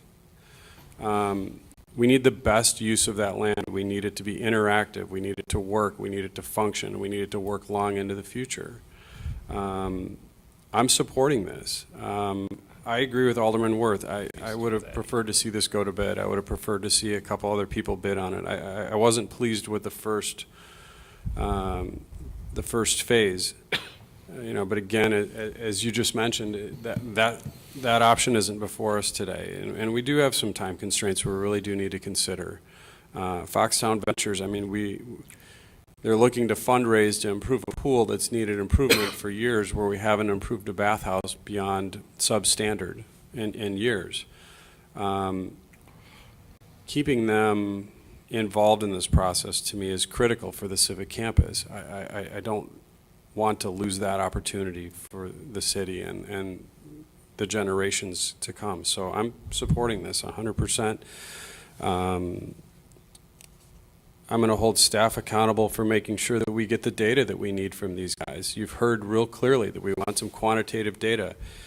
And if the next presentation can be a little more bullet pointed with facts following it, make it a little easier read as we're analyzing these pages with no cuts and paragraphs, you guys, if you can give them that feedback, that'd be helpful too.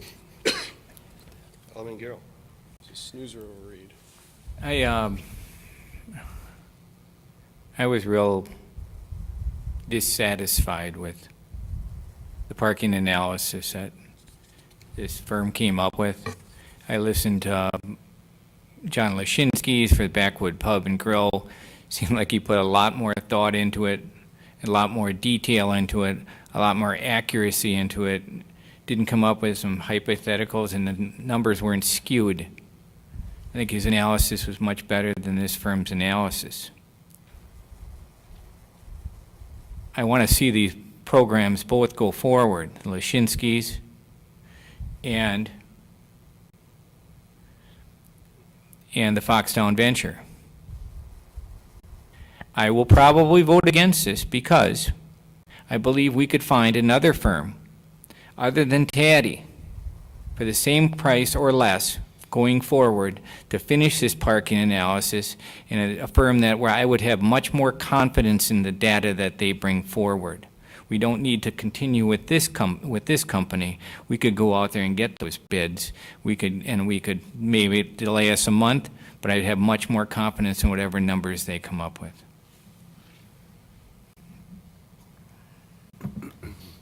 Motion and a second? Okay, call the roll. Alderman Worth, Aye.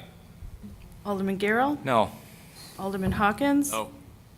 Alderman Nurbin. Aye. Alderman Stralcheck, Aye. Alderman Bushy, No, sorry. Alderman Meyer,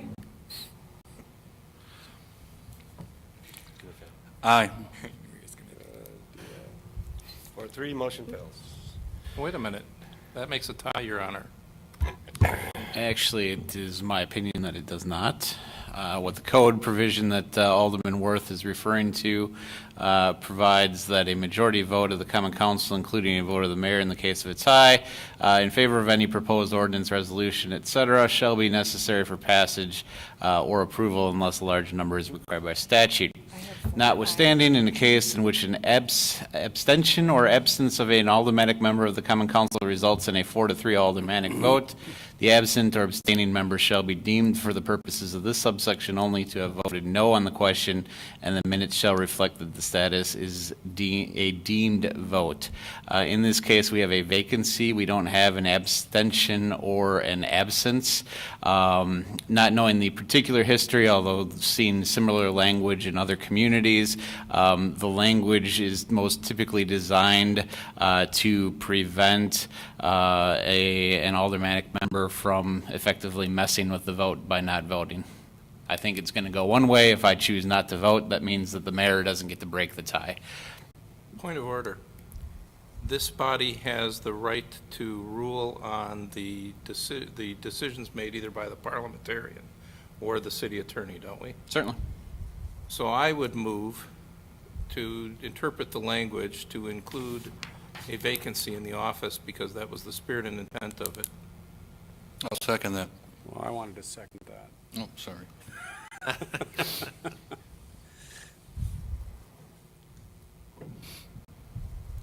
So there's a motion and a second to do what? Motion effectively would be to require you to vote on the To overrule your opinion? correct. How do you feel about that? It's within the province of the council to overrule the parliamentarian or my opinion. So the vacant position is a no? Yes. assuming that the motion passes, correct. By making it a tie and allowing the mayor to vote, Mayor votes- just as if somebody was sick. The mayor votes aye. So it's So, Do we need to You vote gotta- on Alderman Wertz? Got to vote on the. Yeah, we're going to vote on that motion. Yeah. Oh, sorry. question, just as speaking to, to the common council members, just don't consider this for this particular vote. This is something that we'll be considering on in subsequent meetings the same way. Could be the So- next resolution. So place your vote just not on this, but it's on also future votes which will be considered then.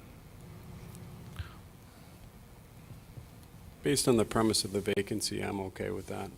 If somebody's just absent, I wouldn't. If they're just absent, they clearly. Right, so then it clearly applies, Clearly, and we don't And have that an was the issue. intent when it was passed.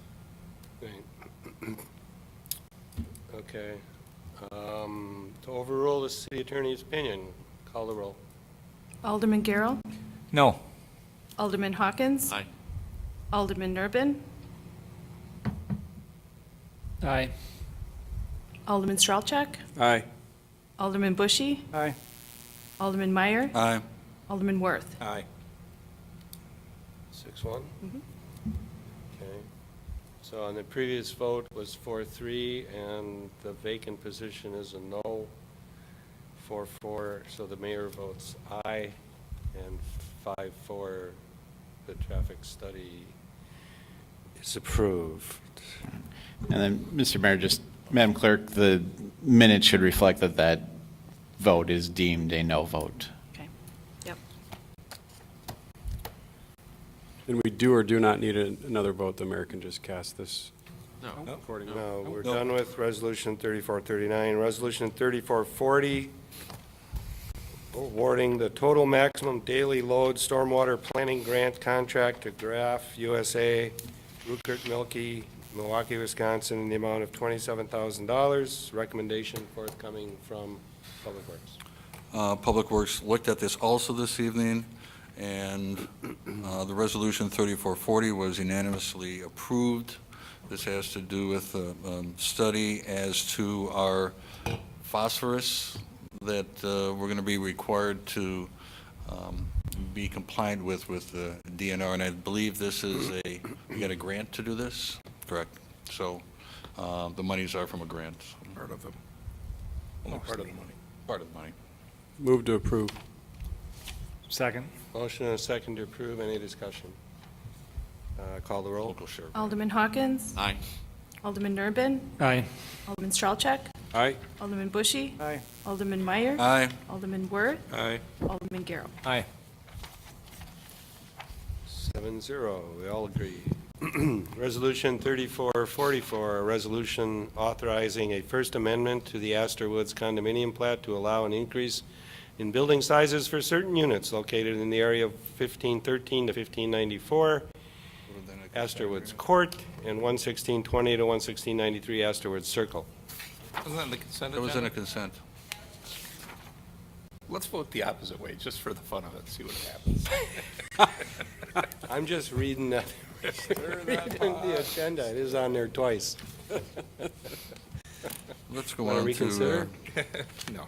Okay. How'd that happen? Oh, well. let's go on to 3440. Oh, I'm on the wrong page.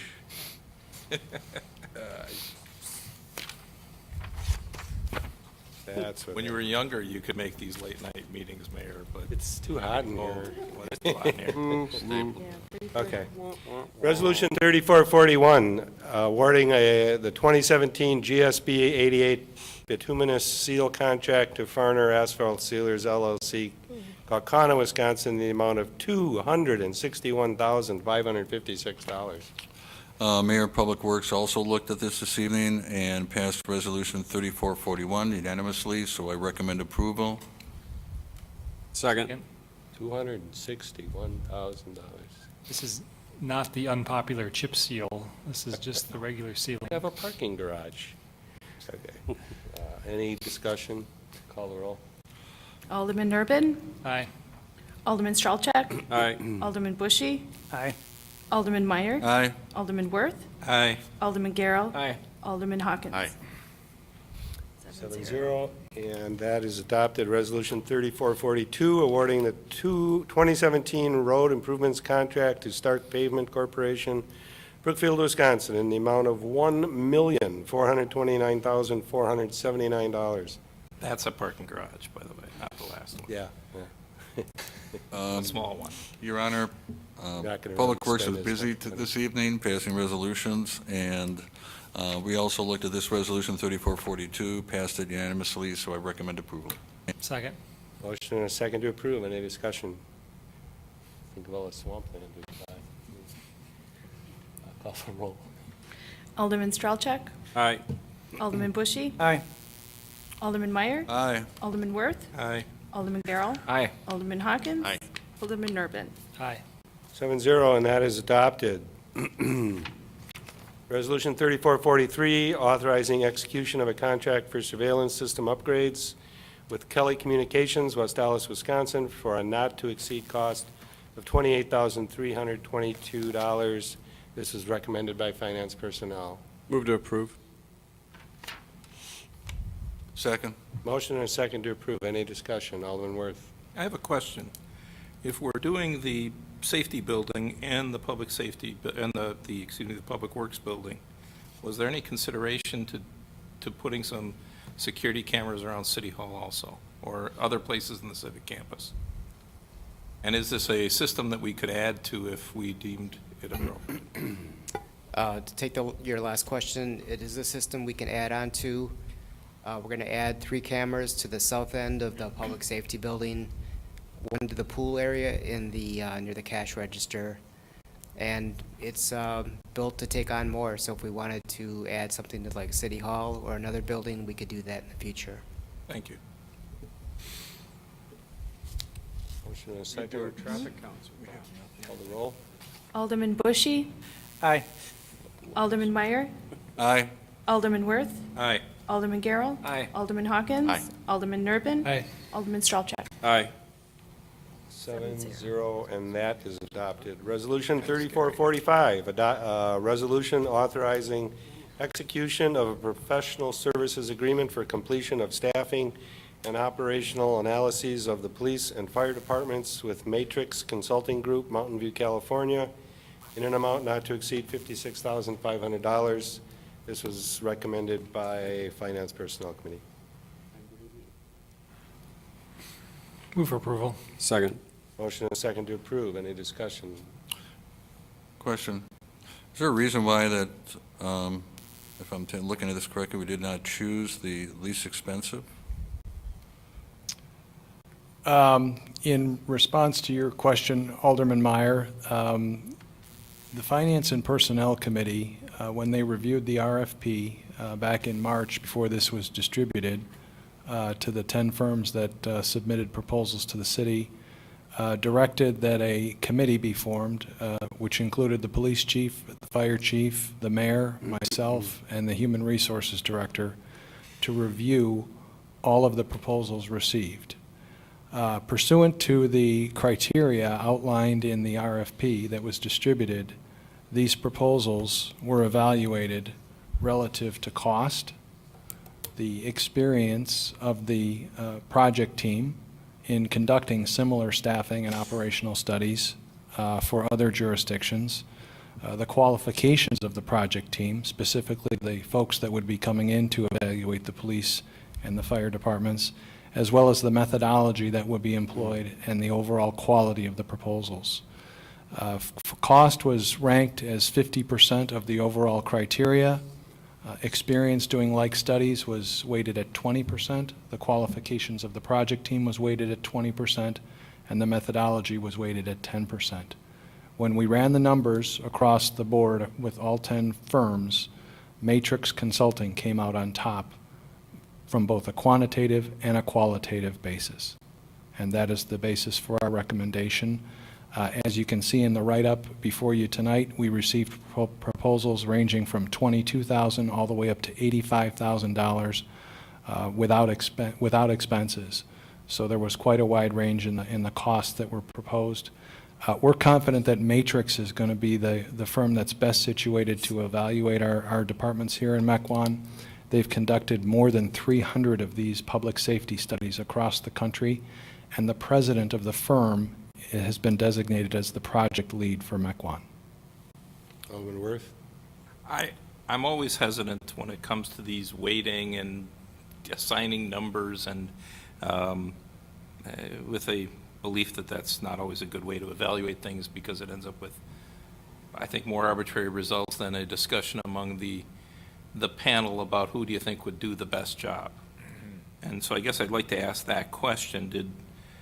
I'm assuming, Mr. City Administrator, you're happy with the proposal, but Mr. Mayor, you were going to talk to at least at Finance Personnel when we originally discussed this, you said you wanted to talk to the people we might hire. Did you do that? I wanted to talk to the people we hire. Oh, after we made the decision, so you have not. And were the two department heads, the police chief and the fire chief, find the choice acceptable? Okay. Same question I asked. Because I think that's more important than how the numbers work out on a rating system, because frankly, maybe you're putting too high a priority on dollars or too low a priority on dollars, and how you weight all those things is too arbitrary. Okay. We did get a number of qualified proposals, and when you're choosing from 10 and you can only pick one, it's not an easy decision. Understand. I read the proposals. I thought it was fine, but I wanted to make sure that. From my perspective, there are only a couple worth considering, and this actually was the best, and it was reasonably priced. Okay. I'm fine with that. We have a motion and a second. Call the roll. Alderman Meyer. Aye.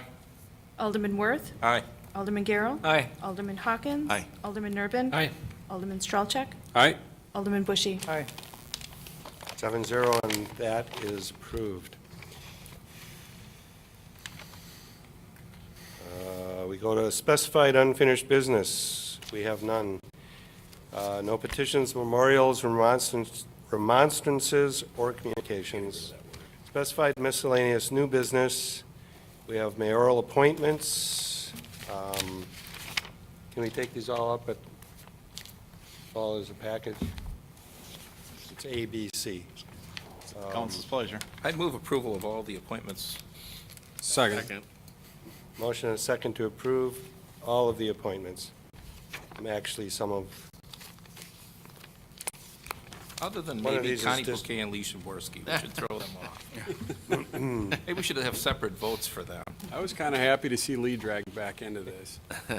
Was he kicking and screaming? That's what I want to know. motion and a second. All those in, we have to roll call vote.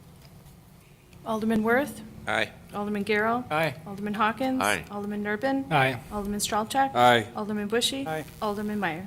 Aye. 7-0, and the appointments are approved. Thank you very much.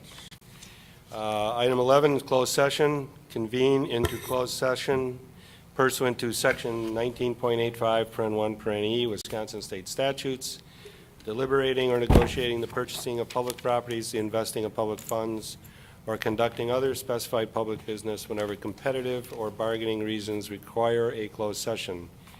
This involves potential terms of sale of the Logoman Center site. Your Honor, before we go into closed session, since it's on the agenda, can we have a more general discussion about this potential purchase or sale?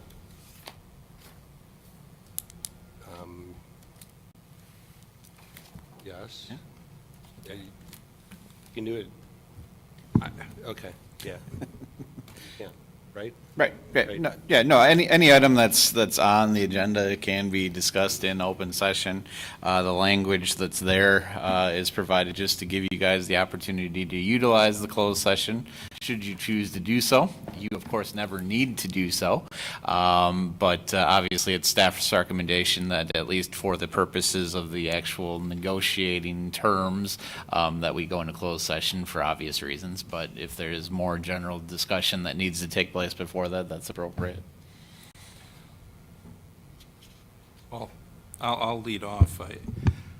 I think that there are certainly some very legitimate negotiating points that are raised by staff, and I'm not going to go into those issues at this point. I do question the concept of determining between a lease and a sale on something that we put a request for proposal out on a sale.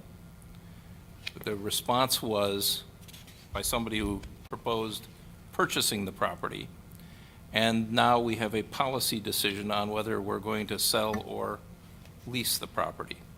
And I don't really think that's a negotiating point. I think that that's a policy decision and ought to be in open session. And I think we ought to make a decision.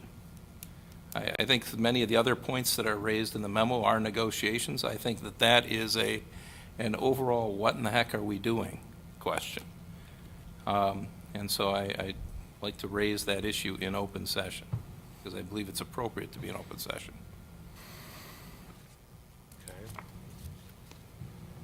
I believe that the council gave that instruction when we voted to move forward with the Backwoods Pub proposal, just as we gave the instruction to do a certain type of parking study. But there's been a decision by staff to say, now we're going to try to change that decision. And I think we as a council ought to clarify what our policy is here. Alderman Garrell? I agree with that as a businessman. When you follow the request for proposal and you answer all the questions and you put the time into it and you do the analysis and you do something that we know exactly what you're getting, shovel-ready project, here's this, it's based upon a sale, not a lease. If you put it in the request for proposal, you should honor it. Shouldn't change it after the fact and say, well, maybe we'll try this now. I mean, That's what you expect when somebody comes. You tell your kid to do something, and he does it. You don't punish him for it or change the rules afterwards. You don't do that. If we put it in there as a sale, it should stay as a sale, and not go in a back room somewhere and decide whether we're going to change the terms of the agreement. Mayor? Kim? I do just want to indicate that the RFP that was issued in September of last year did indicate that the city has the right to reject all submissions, modify the parameters or conditions related to the RFP, and ultimately choose the best course of action that benefits the city. So that was acknowledged in terms of expectations within the RFP that was a possibility. Alderman Worth? Yeah, I think that the city has the right to say no to the proposal, but I'm not sure it's really a negotiating point. I think that that's a totally different proposal than what we requested. And so we do have the right to say no, and we could go back to them and say that, but I think that really is not a negotiating posture, but a public policy decision that ought to be made in public open session. Are we going to sell or lease this property? We can talk about what kinds of easements and there's lots of things that I think are negotiations. I think this is either a sale or a lease. And then the person who made an offer to purchase can make a decision whether or not they're interested in, instead of dragging this out. And I think at least on that item, we ought to make it clear, because apparently we didn't. The RFP did not specify a sale or a lease of the property. Yes, it did. It used the term to purchase the property. It did? Well, the cover memo to the RFP indicated available to purchase. Okay. The documents that you've received not only highlight questions raised by staff and indications that debate the value of a sale versus a lease agreement, but in addition to that, there are specific terms expressed regarding the sales terms if the council chooses to sell the property. So both of those, there are standards provided by staff or suggestions provided by staff under both scenarios. And just to clarify, I'm the one that asked that this issue go to the Economic Development Board to establish terms, conditions, and contingencies for a sale or lease of this property to Mr. Lashinsky. I did make the point at the Economic Development Board meeting that I believe the lease was in the city's best interest, and that we should not be selling off portions of land in the civic campus, because then we lose control over what happens to that land in the future. And the report indicates problems with access and with easements, et cetera, et cetera. So I'm the one that asked this go to economic development. I'm the one that suggested it be a lease, because I thought that best protected the city, and that's still my position. I agree with the staff report on it. I support that as well. As long as we're in open session, Mr. Lashinsky registered to speak. John?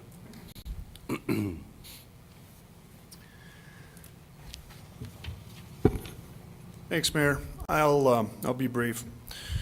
Just a quick refresher on the timeline for this RFP that you're about to discuss in closed session. June 7, 2016, council asked for estimates on demo of the Logan building. July 12, 2016, staff compiled 3 bids, selected contractors, drafted a resolution, and with council's approval, we're prepared to move forward with lead and asbestos abatement and have all demo completed by August 20th, 2016. Action. Council voted for an RFP 7-1. September 1st, 2016, the RFP document, page 6, last paragraph. This is how we perceived the process to work. It was noted, it is anticipated that selection of the top-ranked proposal will be made by November 14, 2016. Upon notification, the contract negotiations within the winning proposer will begin immediately. October 25th, 2016, Economic Development Board. Page 2, paragraph 7. Ms. Tollefson reminded the Economic Development Board the process is as follows. Economic Development Board will make a recommendation to the Finance and Personnel Committee and then to the Common Council. Any action that the Common Council makes must come from a Common Council subcommittee. November 29th, 2016, Economic Development Board. Economic Development Board will make a recommendation to the Finance and Personnel Committee and then to the Common Council. Staff's conclusion before the vote. At this time, staff recommends addressing the Logoman Center as originally intended.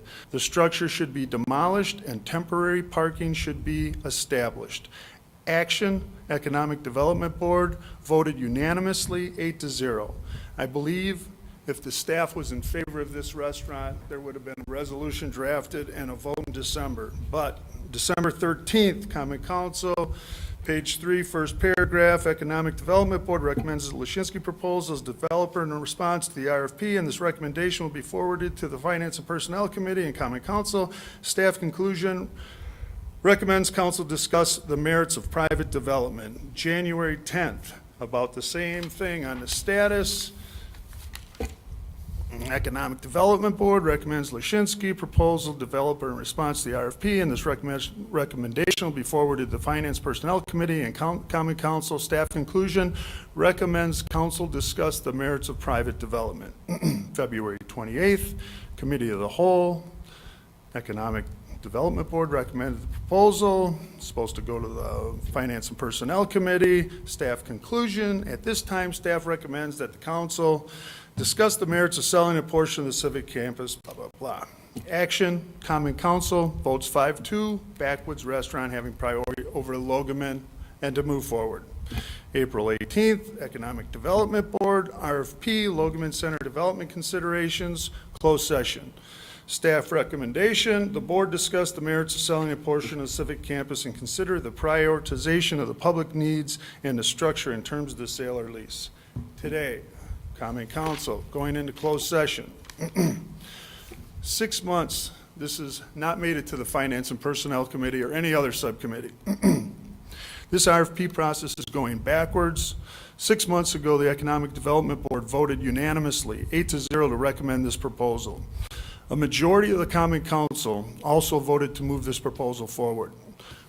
We have a community development director who is opposed to this restaurant, and as long as Kim Tollefson is in charge of this RFP process, there will be no restaurant, there will be no vote, there will be a continued campaign of misinformation about access, parking, TID expenditures, zoning, easements. We don't attack personalities at the council. Point of order, it's in our statute, in our ordinance, you don't bring up personalities and don't go after individuals. Well, You want to address your comments? I'm just to the stating merits. my opinion that Yeah, but not after individuals. That's in our ordinances, and I think that's out of order. I believe somebody on this council needs to take the lead. Development considerations should not be this difficult. I think the council has the responsibility to rein in this process and call for a vote. If this is all about parking, there's language in every developer agreement that I'd be happy to concede to. As a matter of fact, I'd be happy to concede to probably 10 of the 12 considerations that have been in front of you for the last 12 months. And if you want to do it in public, we could do it right now in probably 10 minutes. You take your other 2 considerations into the back room and talk about those in closed session, and we move forward. Thank you for your time. Thank you, Mr. Lozinski. Anyone else? Alderman Nurbin. It's been my understanding we've been talking about sale all along, and I haven't necessarily been on the side of selling it in past meetings, but that's been my understanding of what we've been talking about, so it just seems like a bait and switch if we talk about something else now. Perhaps we should have been wiser in the past when we did the RFP, but I think that's what the developer brought the proposal forward based on, like I said, I've not even, in the past, I've voted against the proposal, but I think that's what he's expecting to get, and that's what we voted on in the past. So I'm very sensitive to the bait and switch with developers, even when I'm not 100% in favor of the development. Okay. Mr. Mayor. Elderworth? Now, I do think that there is a legitimate issue of delineating the space that's sold. There is no particular Logoman Center property. I mean, it's part of a civic campus, and there is nothing that describes what is sold. But at a minimum, I think somebody who's coming in to build a restaurant should own their own improvements. They're making an investment, they should own the improvements. Now, that does leave some opportunities for determining the configuration of the land that is sold. And to the extent that the city has some interest in retaining some land and leasing it as part of the purchase price, you know, you can do that, so that you, for easement purposes or what have you, the city can do that. And I think that that would be fair game. But for us to even in closed session or anywhere else suggest that this was possibly a lease of that building is disingenuous and should have come months ago. Alderman Strelchak.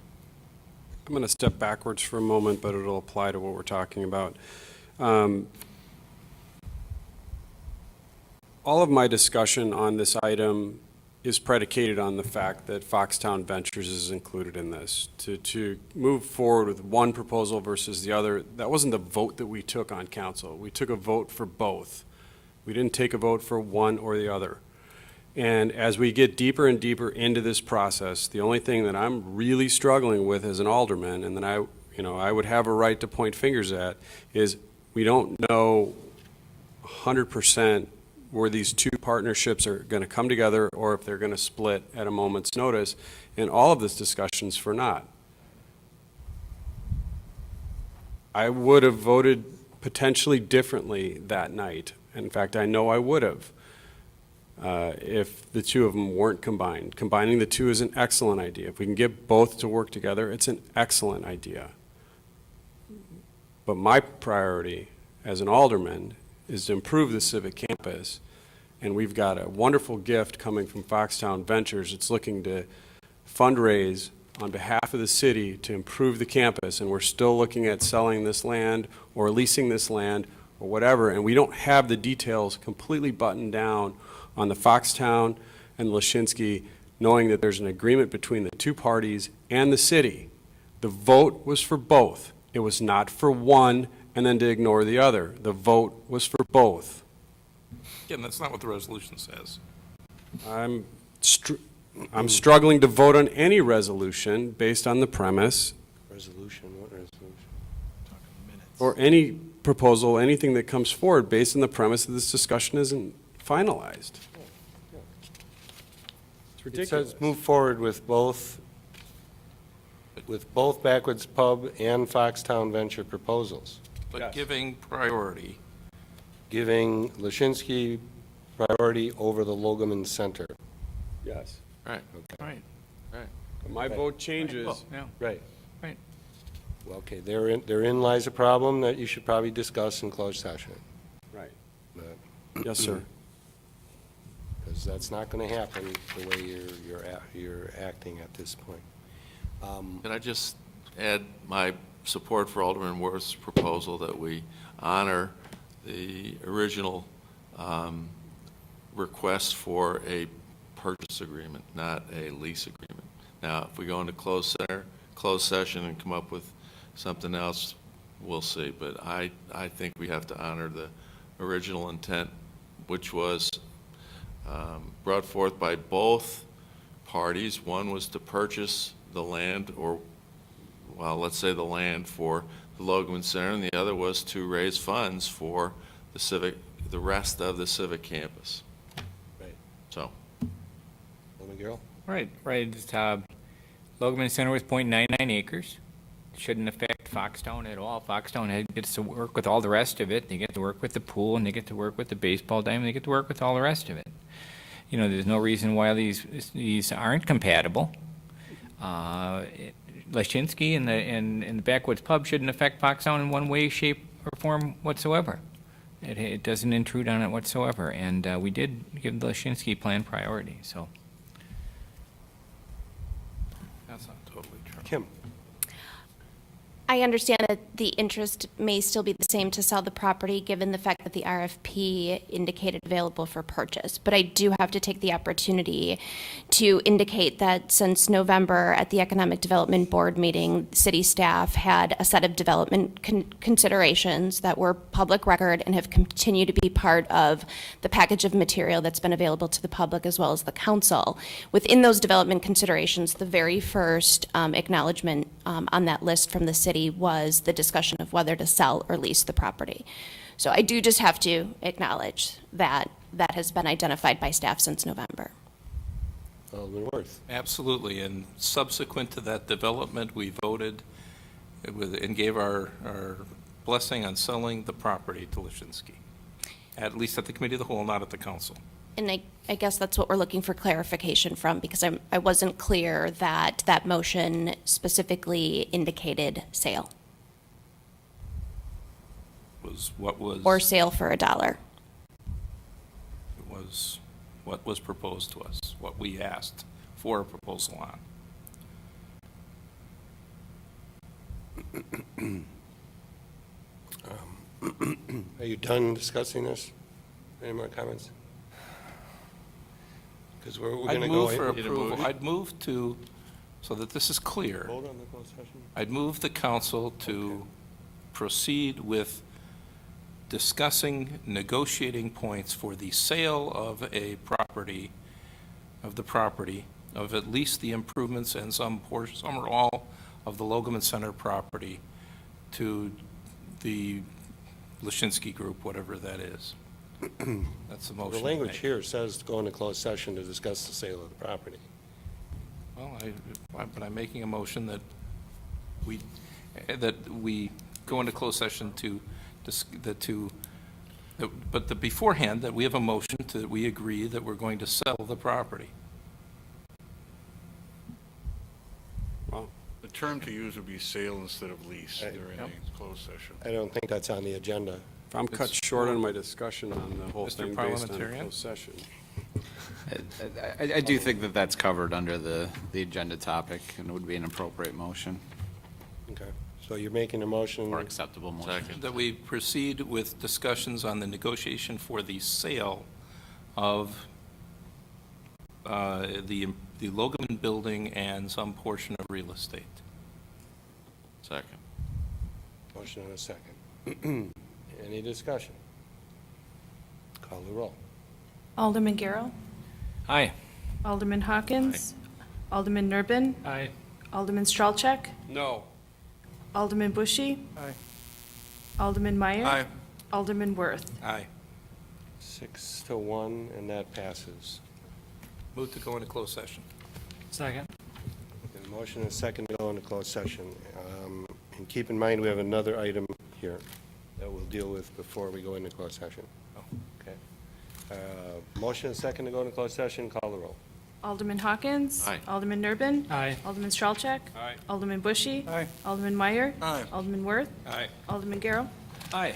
7-0, and we will go into closed session to discuss the rest of that issue. The second closed session, convene into closed session pursuant to section 19.85(1)(e), Wisconsin state statutes, deliberating or negotiating the purchasing of public properties, the investing of public funds, or conducting other specified public business when other competitive bargaining reasons require a closed session. This is to consider an offer to purchase city-owned land at 12431 North Green Bay Road. Your Honor, I found out late this afternoon that I may have a reason I need to abstain, and since I'm not 100% positive, I need to, for at least for this evening, I'm going to abstain From this item. from this item. Okay. So we can I'm take fairly up the certain other I item need to. first. What? Let me take the item, Kim. other item first. Thank you, Mayor. I just want to let the council know that Mr. David Hoff from the Hoff Group is present tonight. Should there be any exchange of information that you would like, either prior to or after closed session.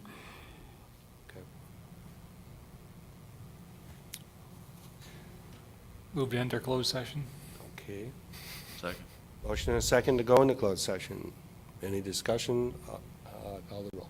Alderman Nurbin. Aye. Alderman Stralchak. Aye. Alderman Bushy. Aye. Alderman Meyer. Aye. Alderman Garrow. Aye. Alderman Hawkins. Aye. 6-0. And that is approved. We're going into closed session. And then while you guys do that, we do have a little bit of business to take care of with our Economic Development Board. Do we have our chair here? I don't even know. Who's talking? Oh. They are, yeah. They're going to call, get into session and then In the move first to go into closed session as well. In the first one. And then we'll, yeah, you get time to, You need me to vote on the going into closed session because I'm on EDB? yes, if you remember. Yes, I am.